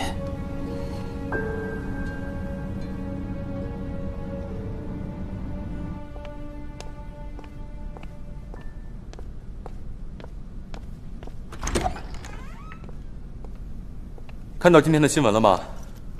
还没有。早上7点，曹大帅和马大帅的军队在东坡坪打起来了。刚开年就这么热闹，那今年可有的看了。那些个大帅啊，打起仗来跟过家家似的，有时候想想甚是没出息。报纸上每日吹得天花乱坠，你以为战况有多轰轰烈烈？其实呢，没有人愿意为了内战去消耗自己的兵力，士兵开枪都软绵绵的，就更别说冲锋陷阵了。你们男人打打杀杀的话题，我就不参与了。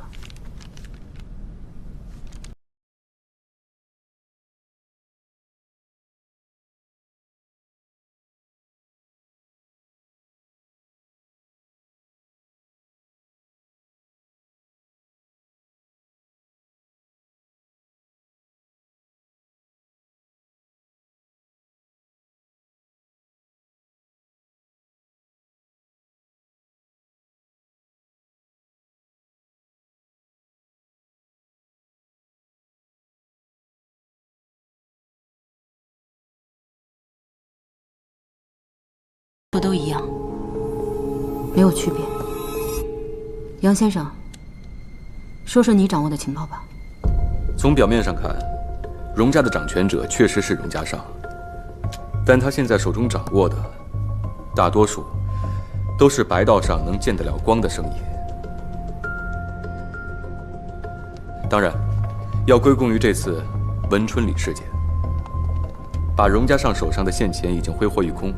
而荣家真正赚钱的生意，走私贩卖军火、烟草、古董等，还溺在赵华安和几位老奸巨猾的乡里手中。所以现在的荣家尚表面上风光，实则处境困难。荣家商行的各大股东，之前是因为文春里事件闹得不可开交，退股的人大有人在，而剩下的则在逼着荣家尚分家，抢夺那些有利可图的生意。我这次得到的这个情报有些奇怪。哪里奇怪？我得到的确切消息，曹大帅和马大帅这次交火，双方的军火都是由赵华安提供的。按理说，荣家现在内部如此混乱，是不可能在这么短的时间内协调调度出这么大批量的军火。就算荣家现在是全盛时期，各大股东面和心不和，也难以有这种效率。奇怪就在，这赵华安是如何办到的？秦水根自从生病之后，对荣家尚是更加提防了。有没有这样一种可能，赵华安背后那个主使者，也可以说背后帮他的那个人，就是秦水根？目的很简单，只有一个，他要在最短的时间内从荣家尚手上把主权给抢回来。他这个人心狠手辣惯了，就算是面对荣家尚，也绝对不会心慈手软的。秦水根手下跟他一起闯荡的老兄弟不少，赵华安不是最能干的，但却是秦水根最信任的。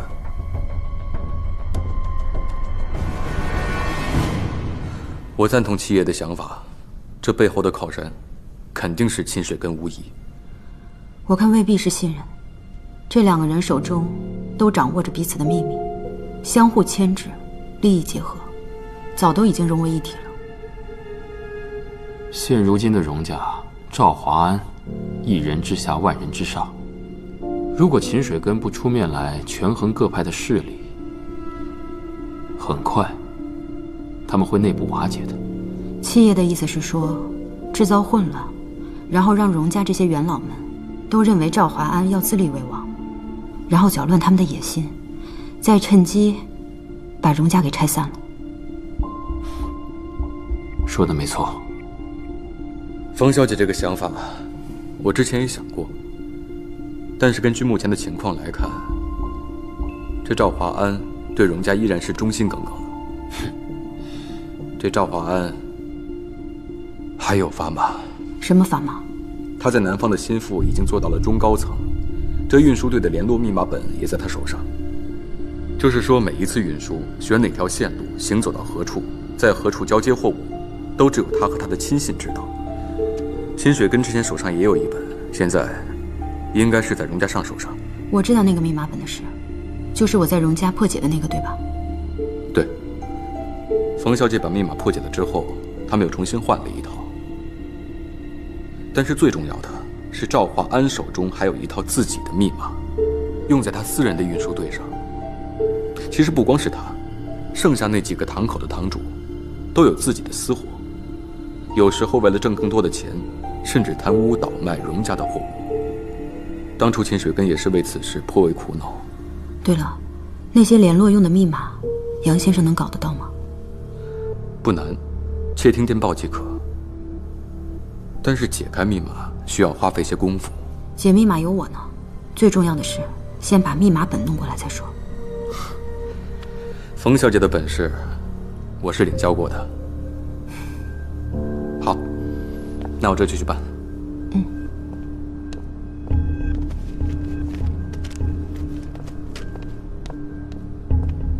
七爷还有什么想法吗？方才商议的法子可行，就按照这个计划来办吧。我只是担心投鼠忌器，会伤了你心爱的荣家伤。我跟他早都已经没有关系了。再者说了，他是个男人，总不会需要一个女人来保护吧？我只是担心投鼠忌器，会伤了你心爱的荣家伤。我跟他早都已经没有关系了。再者说了，他是个男人，总不会需要一个女人来保护吧？我现在最希望的就是把荣家这些黑心产业全部砸个四分五裂，然后让那些堂主们自己去厮杀吞并，在他们都在做春秋大梦的时候，再将他们一网打尽。啊，那就这么定了，必须让他们付出代价。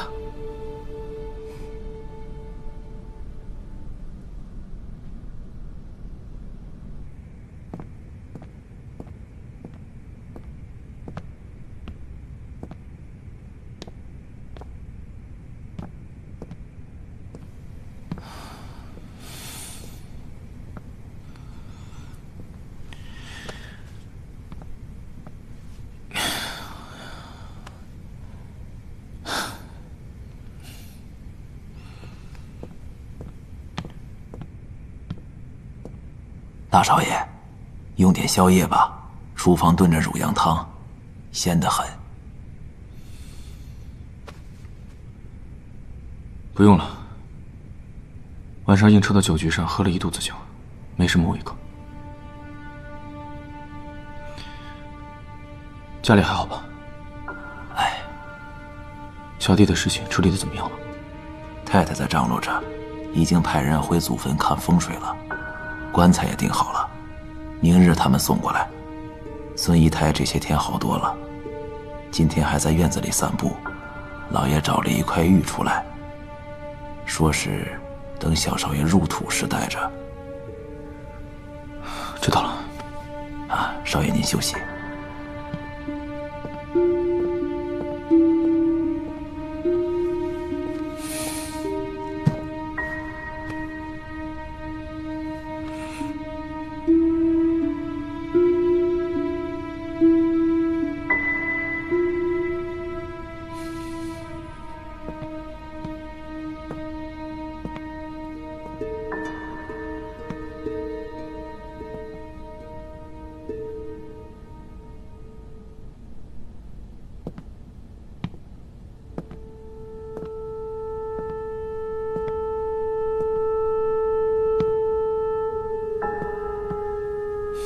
爹，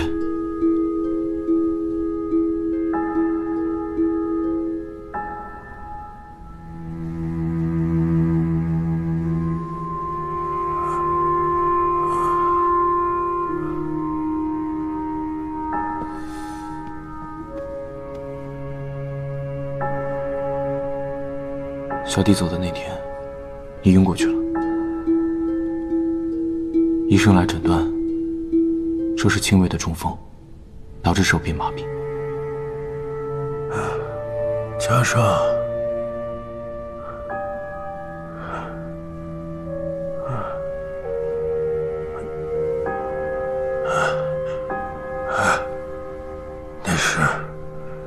那是我的小金库。你拿出3万，方化结婚，当做是我给他添的嫁妆，剩下的你帮着管着。日后方林结婚，你给他，我们荣家的女儿嫁人，再怎么也不能寒酸了。哼。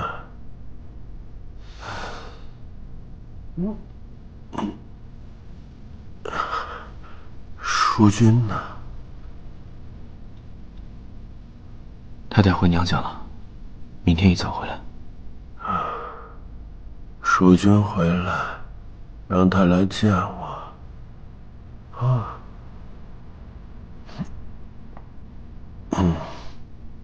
我累了，我要休息一会儿。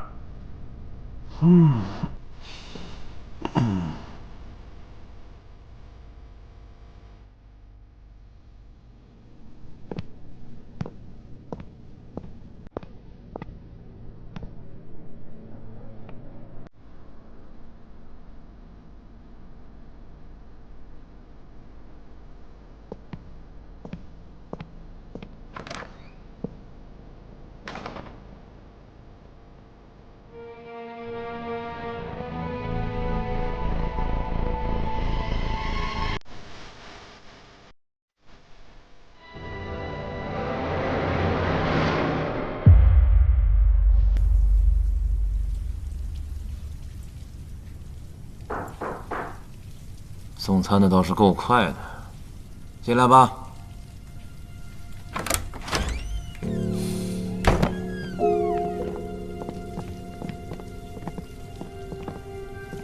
嘉盛，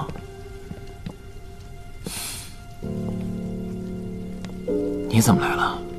我听说赵叔常年在理查饭店组织牌局，就想过来玩几手，没想到打扰赵叔休息了。还真是不巧啊！今天牌局散的有点早，这样，我换身衣服，咱们爷俩去楼下酒吧喝2杯。不用麻烦了，既然打不了牌，那我们就随便聊聊吧。进来。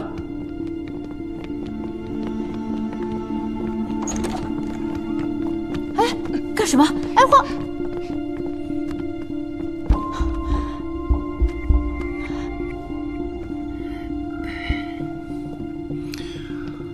我爹生病的这段日子，我一直都在管公司的事情，家里的事多亏赵叔照顾了。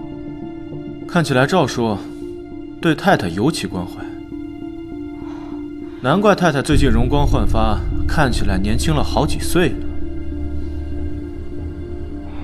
家长，这件事情是我做的不对，淑君和我也是一时冲动，犯下了错。可这件事情没有必要闹出去，伤了荣家的脸面。确实，我爹是一个爱面子的人，现在身体不好，小弟又走了，伤心都来不及。要是知道太太的事，怕是更加承受不住。为了荣家着想，这事必须捂严实了。荣家上，你这个丧尽天良的狗东西，不愧是你爹的种！你先是害死了我的心儿，又拘禁了老爷，现在又想威胁我！你这个畜生！你这……妇人之见。家上，冷静，有什么事情，我们慢慢聊。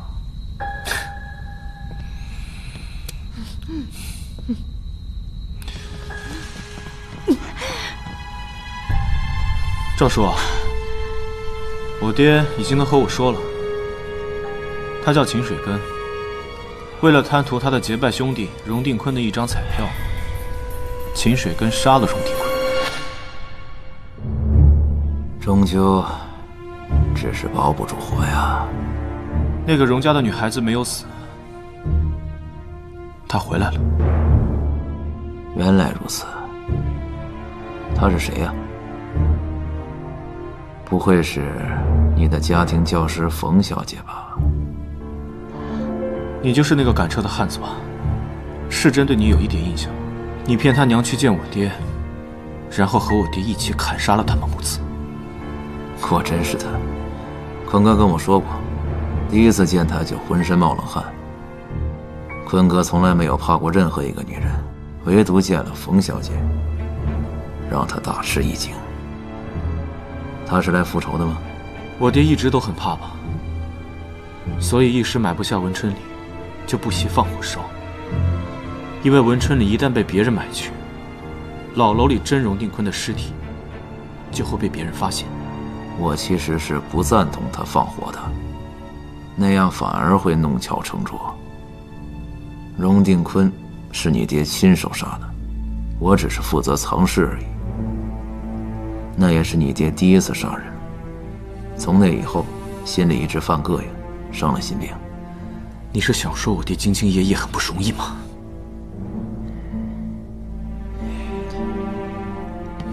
哪怕他带着病，把荣家的人都杀个精光。书记，你现在都知道了。比起荣家的事，大哥和孟家小姐勾搭，骗了金麒麟的事，已经不值一提了。可是加上你要知道，若不是你爹心狠手辣，荣家早就已经倒了。你现在能做个光鲜体面的大少爷，而不是哪个商会的小职员，或是哪家店铺的小学徒，这都要拜你爹无耻所赐。这码无血的袍子再华丽，又有谁会穿在身上？那又如何？他毕竟是你亲爹，割肉放血也改变不了。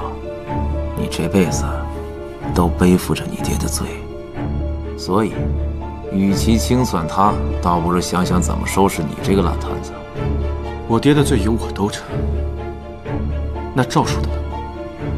赵叔，要是那些叔伯们知道荣家这些年折损的货都被你私下给转卖了，他们会怎么想？闲言碎语的话也要相信吗？我既然能在这里和你当面对质，就不会没有证据。自从我进公司以后，我就发现南边的有线和物线折损率很不正常。我爹是信任你，认为这是局势不稳定造成的，可我一早就在查你了，人证物证我这里都有。要是我爹和那些叔伯们知道的话，你觉得他们会怎么说？你认为我是唯一一个这样做的人吗？当然不是了。赵叔，这些年和叔伯们争权夺利，很辛苦吧？算不上什么，你还年轻，斗不过他们。我倒是可以给你一个好的建议，说说吧。把这块生意给我做。你说什么？你要贪了我们荣家这么大块生意啊？啊！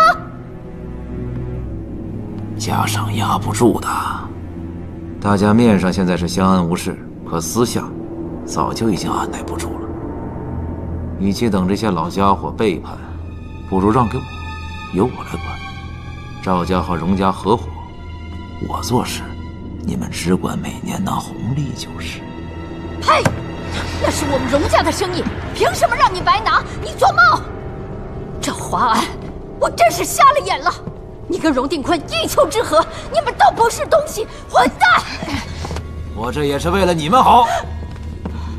如君，这些老家伙面上对你客气，可个个都是血债缠身的人，他们如果狠下来，也是能灭你们荣家满门的。秦家，准确的来说，是秦家。荣家已经被灭了满门，只余世珍一个。赵叔的想法，我能够理解。既然不在其位，自然不享其利。想必你也知道，我对荣家暗处的产业深恶痛绝。如果你想要的话，我们可以聊聊股权转让事宜。毕竟，我不图用这些事赚钱，只求平稳度过。家长，你在做什么？你怎么这么没出息啊？把自家的产业拱手让人呢？太太有出息，刚刚死了庶子，就能出来投汉子。你说的是股权转让？对，就像赵叔说的，我们荣家释出股权，退出那几家公司的董事会，支持你当新的董事，并且以市场价的9折卖给你。但是我有条件，我只要谢你7折、8折。如果不行的话，我卖给别人只会赚得更多。8折就8折。什么时候办手续啊？明天就让两边的律师会面。好，家上有魄力，虎父无犬子啊。时间不早了，赵叔早点休息。太太我就带走了。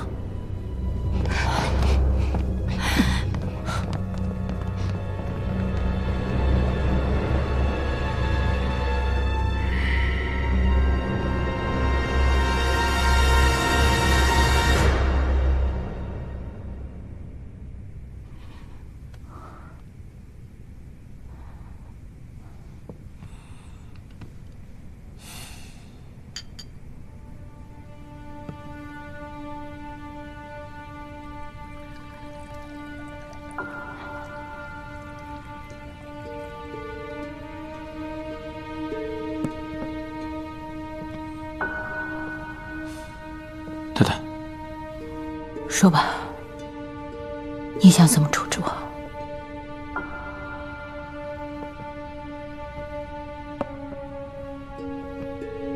赵叔有一点说的没错，我爹的确不是个好丈夫。太太这些年不容易，太太是长辈，我本来也没有资格处置你。我和我爹说了，你要回娘家，等他醒了，你去见见他。我爹最近受的打击不少，精神萎靡不振，脑子一片混乱，也不记水。只是方玲还没有出嫁，太太的事情要是走漏了风声，你让她如何找婆家？你别想拿方林来威胁我。我们母女就算绑在一起跳黄浦江，也绝对不会败在你的脚下讨生活。方玲是我的亲妹妹，对她好，照顾她，这是我的义务。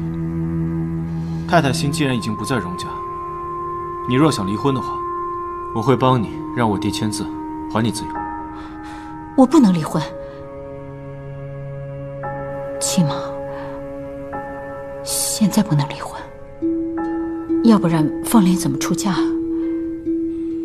明天叫律师签你一个协议，把我所有的嫁妆都给他。等他找好了人家，我立刻搬走。好，那就请太太最后再辛苦一下。你跟你爹不一样，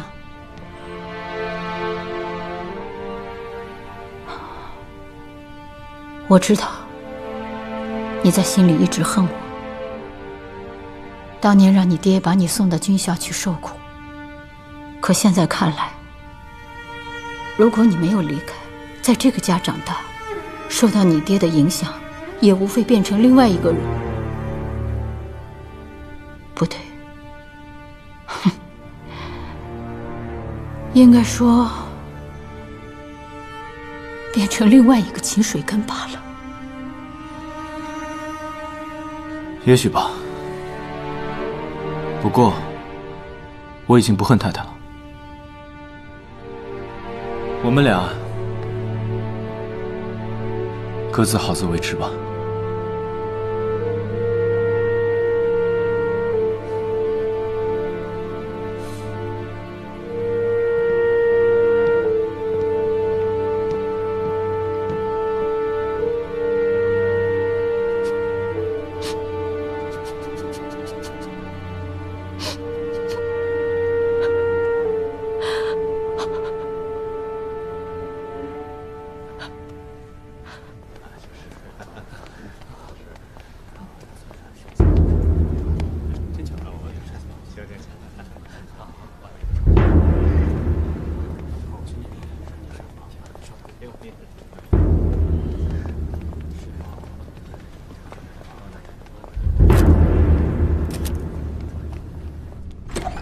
进来吧，放到茶几上即可。好的。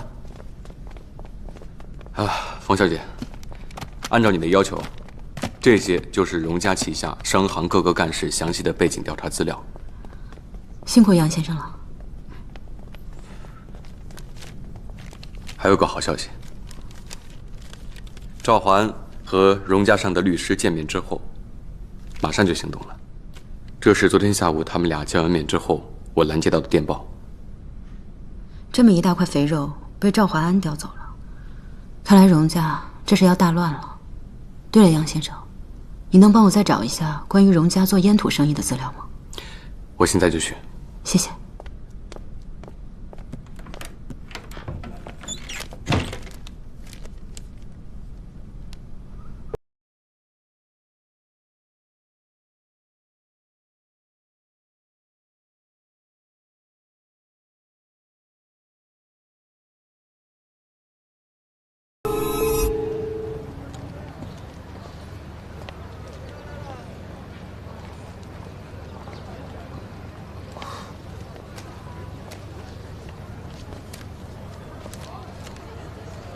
还特地让我派了记者去跟拍，你这是要酝酿什么大事吗？你好，一份牛排，一杯西芹苹果汁。您稍等。这报纸的消息一出，商行内果然躁动了不少。稍微有点资历的股东都跃跃欲试，不是从我这里旁敲侧击的开条件，就是暗中给赵华安使绊子。这一部分的生意，在没有签完合同之前，花落谁家，还彻底未知。你这是让股东们内部争权，削弱他们的实力，最后你渔翁得利。云池，荣家这些年的生意都太肮脏了，我一直以来都深恶痛绝。说实话，这一部分的生意，我不想交给任何一个人做。你不会是要……我要等到他们斗得两败俱伤，然后出手，把荣家所有的灰色生意全部毁掉，尤其是烟草。您的牛排，请慢用。谢谢。你真的想清楚了吗？你如果这么做，最后荣家会彻底的分崩离析的。你就算再恨你爹，恨荣家那些生意，你也要替你妹妹们着想啊。这没了荣家的后盾，他们就更加艰难了。云芝，芳华就交给你了。你放心吧，嫁妆我一早就准备好了。至于芳林，我打算送她出国读书。那你呢？你爹和赵华安穿一条裤子。他如果重新夺回荣家主权，他还会继续以荣家大少爷对待你吗？到时候把你扫地出门，你岂不是落个一穷二白的下场？那时，你的冯先生还会要你吗？要我觉得，这女人都是需要物质滋养的。就算她肯要你，你舍得让她陪你过苦日子吗？我果然喝不惯这蔬菜榨汁，太苦了。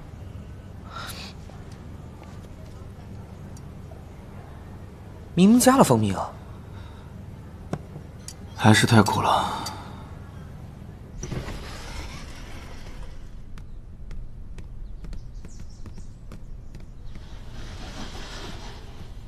父亲，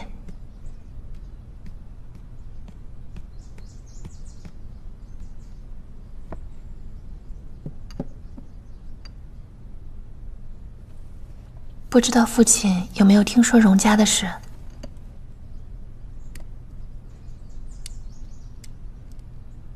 女儿心疼而上，没有长辈扶持，也没有亲戚帮衬。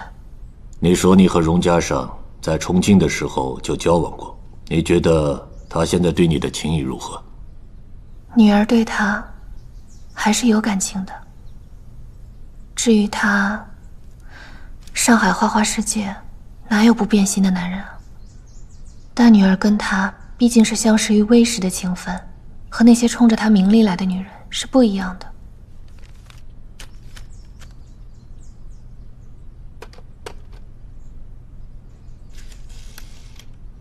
给荣氏商行打个电话，就说想请荣少爷喝茶。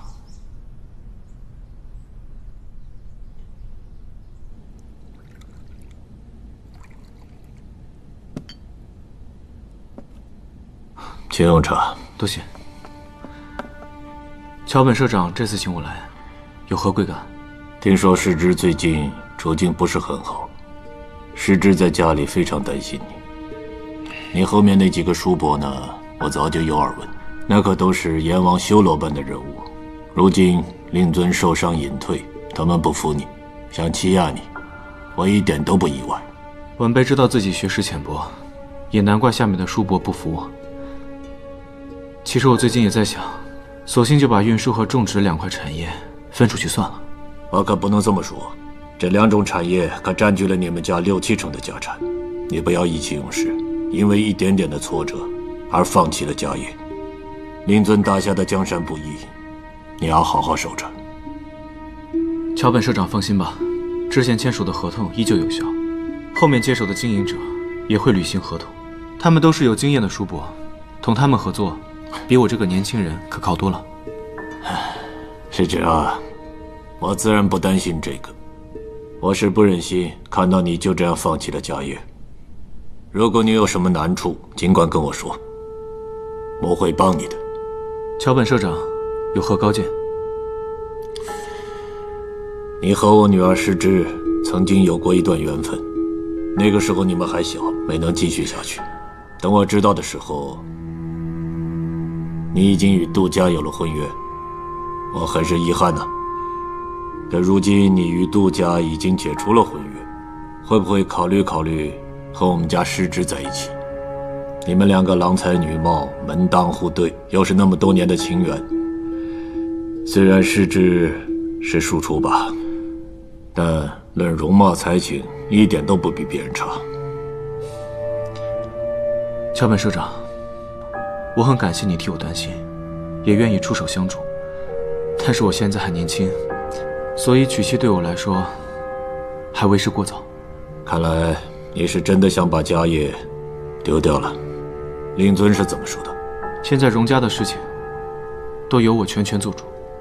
你是一时冲动才做出这样的决定，将来后悔可为时已晚啊。伯父此言差矣。除去运输和南方的种植园，我们荣家还有建筑和进出口公司。虽然不及运输和鸦片种植的利益大，但是养活我们荣家一家老小，完全足够了。年轻人啊，就这么点野心？有些不义之财，罪孽甚大，不赚也罢。况且我爹在受伤之后，他也觉得是自己早年作恶太多，遭了报应。所以我打算把那些生意出手之后，多做些好事，也算为自己的家人积德行善。伯父，晚辈生性谨慎保守，让您见笑了。是这样，我是诚心诚意的想跟你合作。感谢赏识。如果没有别的事情的话，晚辈就先告辞了。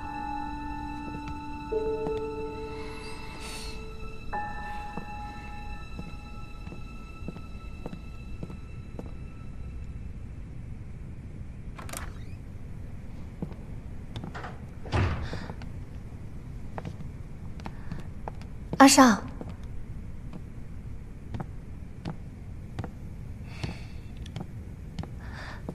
阿尚，是我让父亲来找你的。只要你愿意，我们桥本家……是这，承蒙厚爱，但是我还是习惯把感情和生意分开来。如果你是看在我一片困境，希望拉我一把，那大可不必。我荣家上还不需要靠女人来上位。阿尚，不是这样的，我是真心喜欢你的，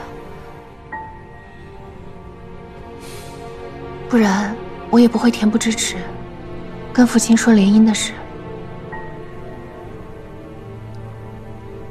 我真的想要嫁给你。我们在重庆的那一段，只不过是还未开始的青春懵懂，连一段真挚的感情都算不上。我现在已经有心上人了。人要往前走，目光要向前看。你也该从那段经历走出来了。阿尚，阿尚。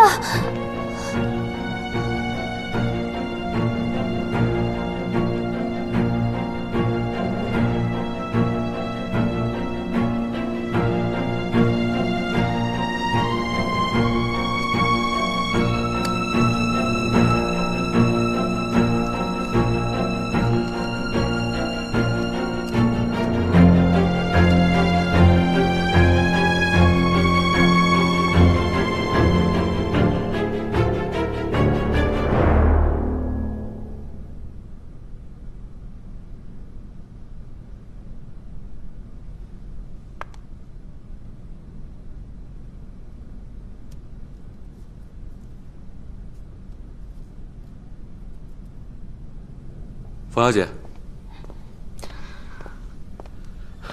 这是刚刚拦截到的电报，赵华安的运输密码升级了。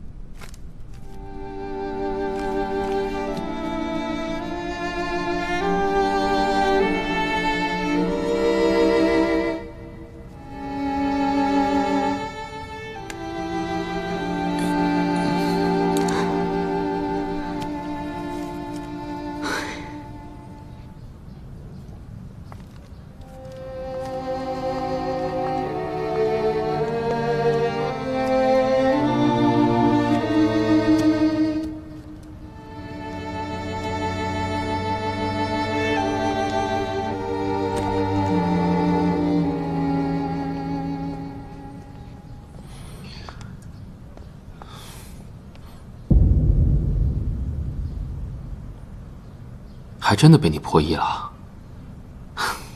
干得不错。来，喝一杯。好啊。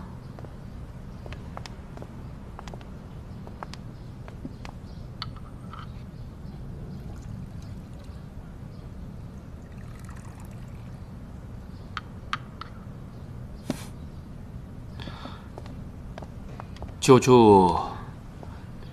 祝我们成功。对，祝我们成功。来，坐。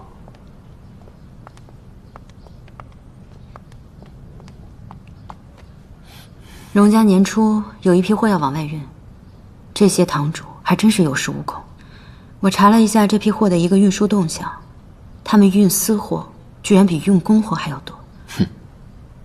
我以前还以为秦水根当家的时候会管理的还不错，但现在看来，秦水根也是拿这些功高震主的兄弟们没辙，所以荣家这个分裂早已经成定数。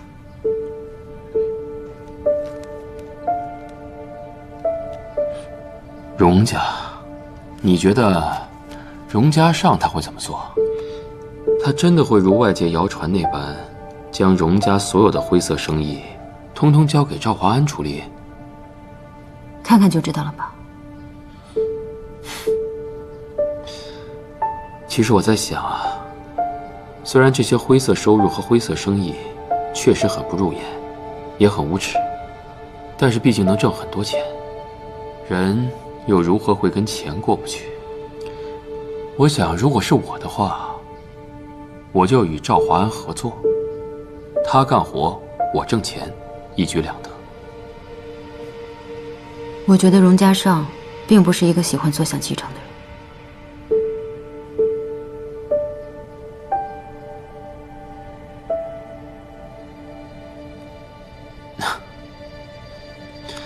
看来还是情人眼里出西施啊。我跟他早就分开了。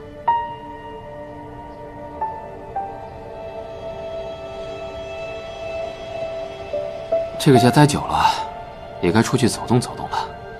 这样吧，明天让保利带你出去玩一玩，四处逛一逛。好啊。来。啊。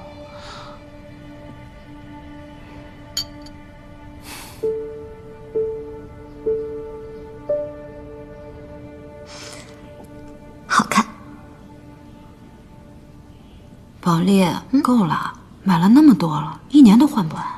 别抱怨了啊，这才几件衣服呀！你可是跟着七爷混的，要是让人知道七爷的女人打扮成你这样，还以为他多抠门呢。我又不是七爷的女人。好了好了，差不多。就这裙子是不是长了1寸啊？可以吧，不长。哎，店员，有没有这种相同的款式，然后再短一点？有的，我再去找找看。好，不用麻烦了，这个挺好的。现在巴黎和纽约的女人都穿那么短。我给你找本杂志。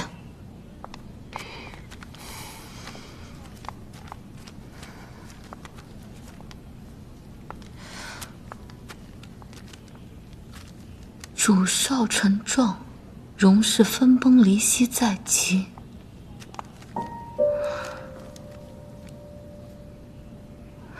不过也是，他才20岁啊，还年轻着呢，压不住那些老人也很正常。不过依我看啊，荣家光是靠着进出口和房地产2处就足够吃香喝辣的了，也确实没必要再去做那些个又缺德又冒险的生意了。好了好了，别看了别看了，咱继续试啊。哎，这个怎么样？来，看看。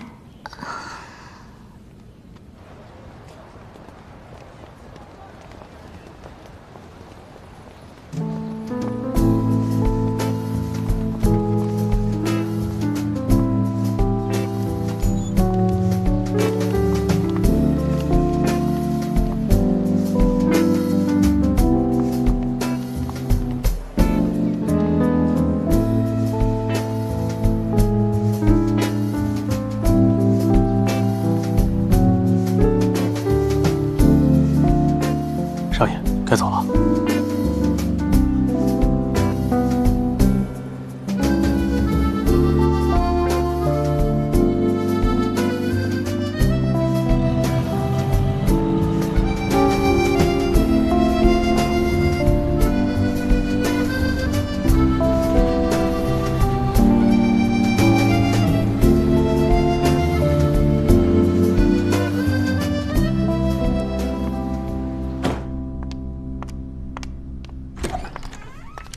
来得正好，就在刚刚，荣家在南方的几个堂口火拼，一连3个鸦片园子，甚至开着轮胎上绑了铁链子的车进地里，刚种下的球茎都给碾烂了。所以，接下来你是怎么看的？这个赵华安虽然拿到了公司的股份，但是他身边这群虎视眈眈的股东们，估计也正在谋划着怎么去搞垮他。我在想，如果现在这个时候有一封密信给他们，告诉他们赵华安最重要的货物的一个去向，我想他们应该愿意助咱们一臂之力，给赵华安制造点麻烦出来。聪明。此人姓刘，是赵华安重要的敌手之一。2个人在南方的实力是不相上下的。七爷，我想你已经有所安排了，接下来我们就拭目以待吧。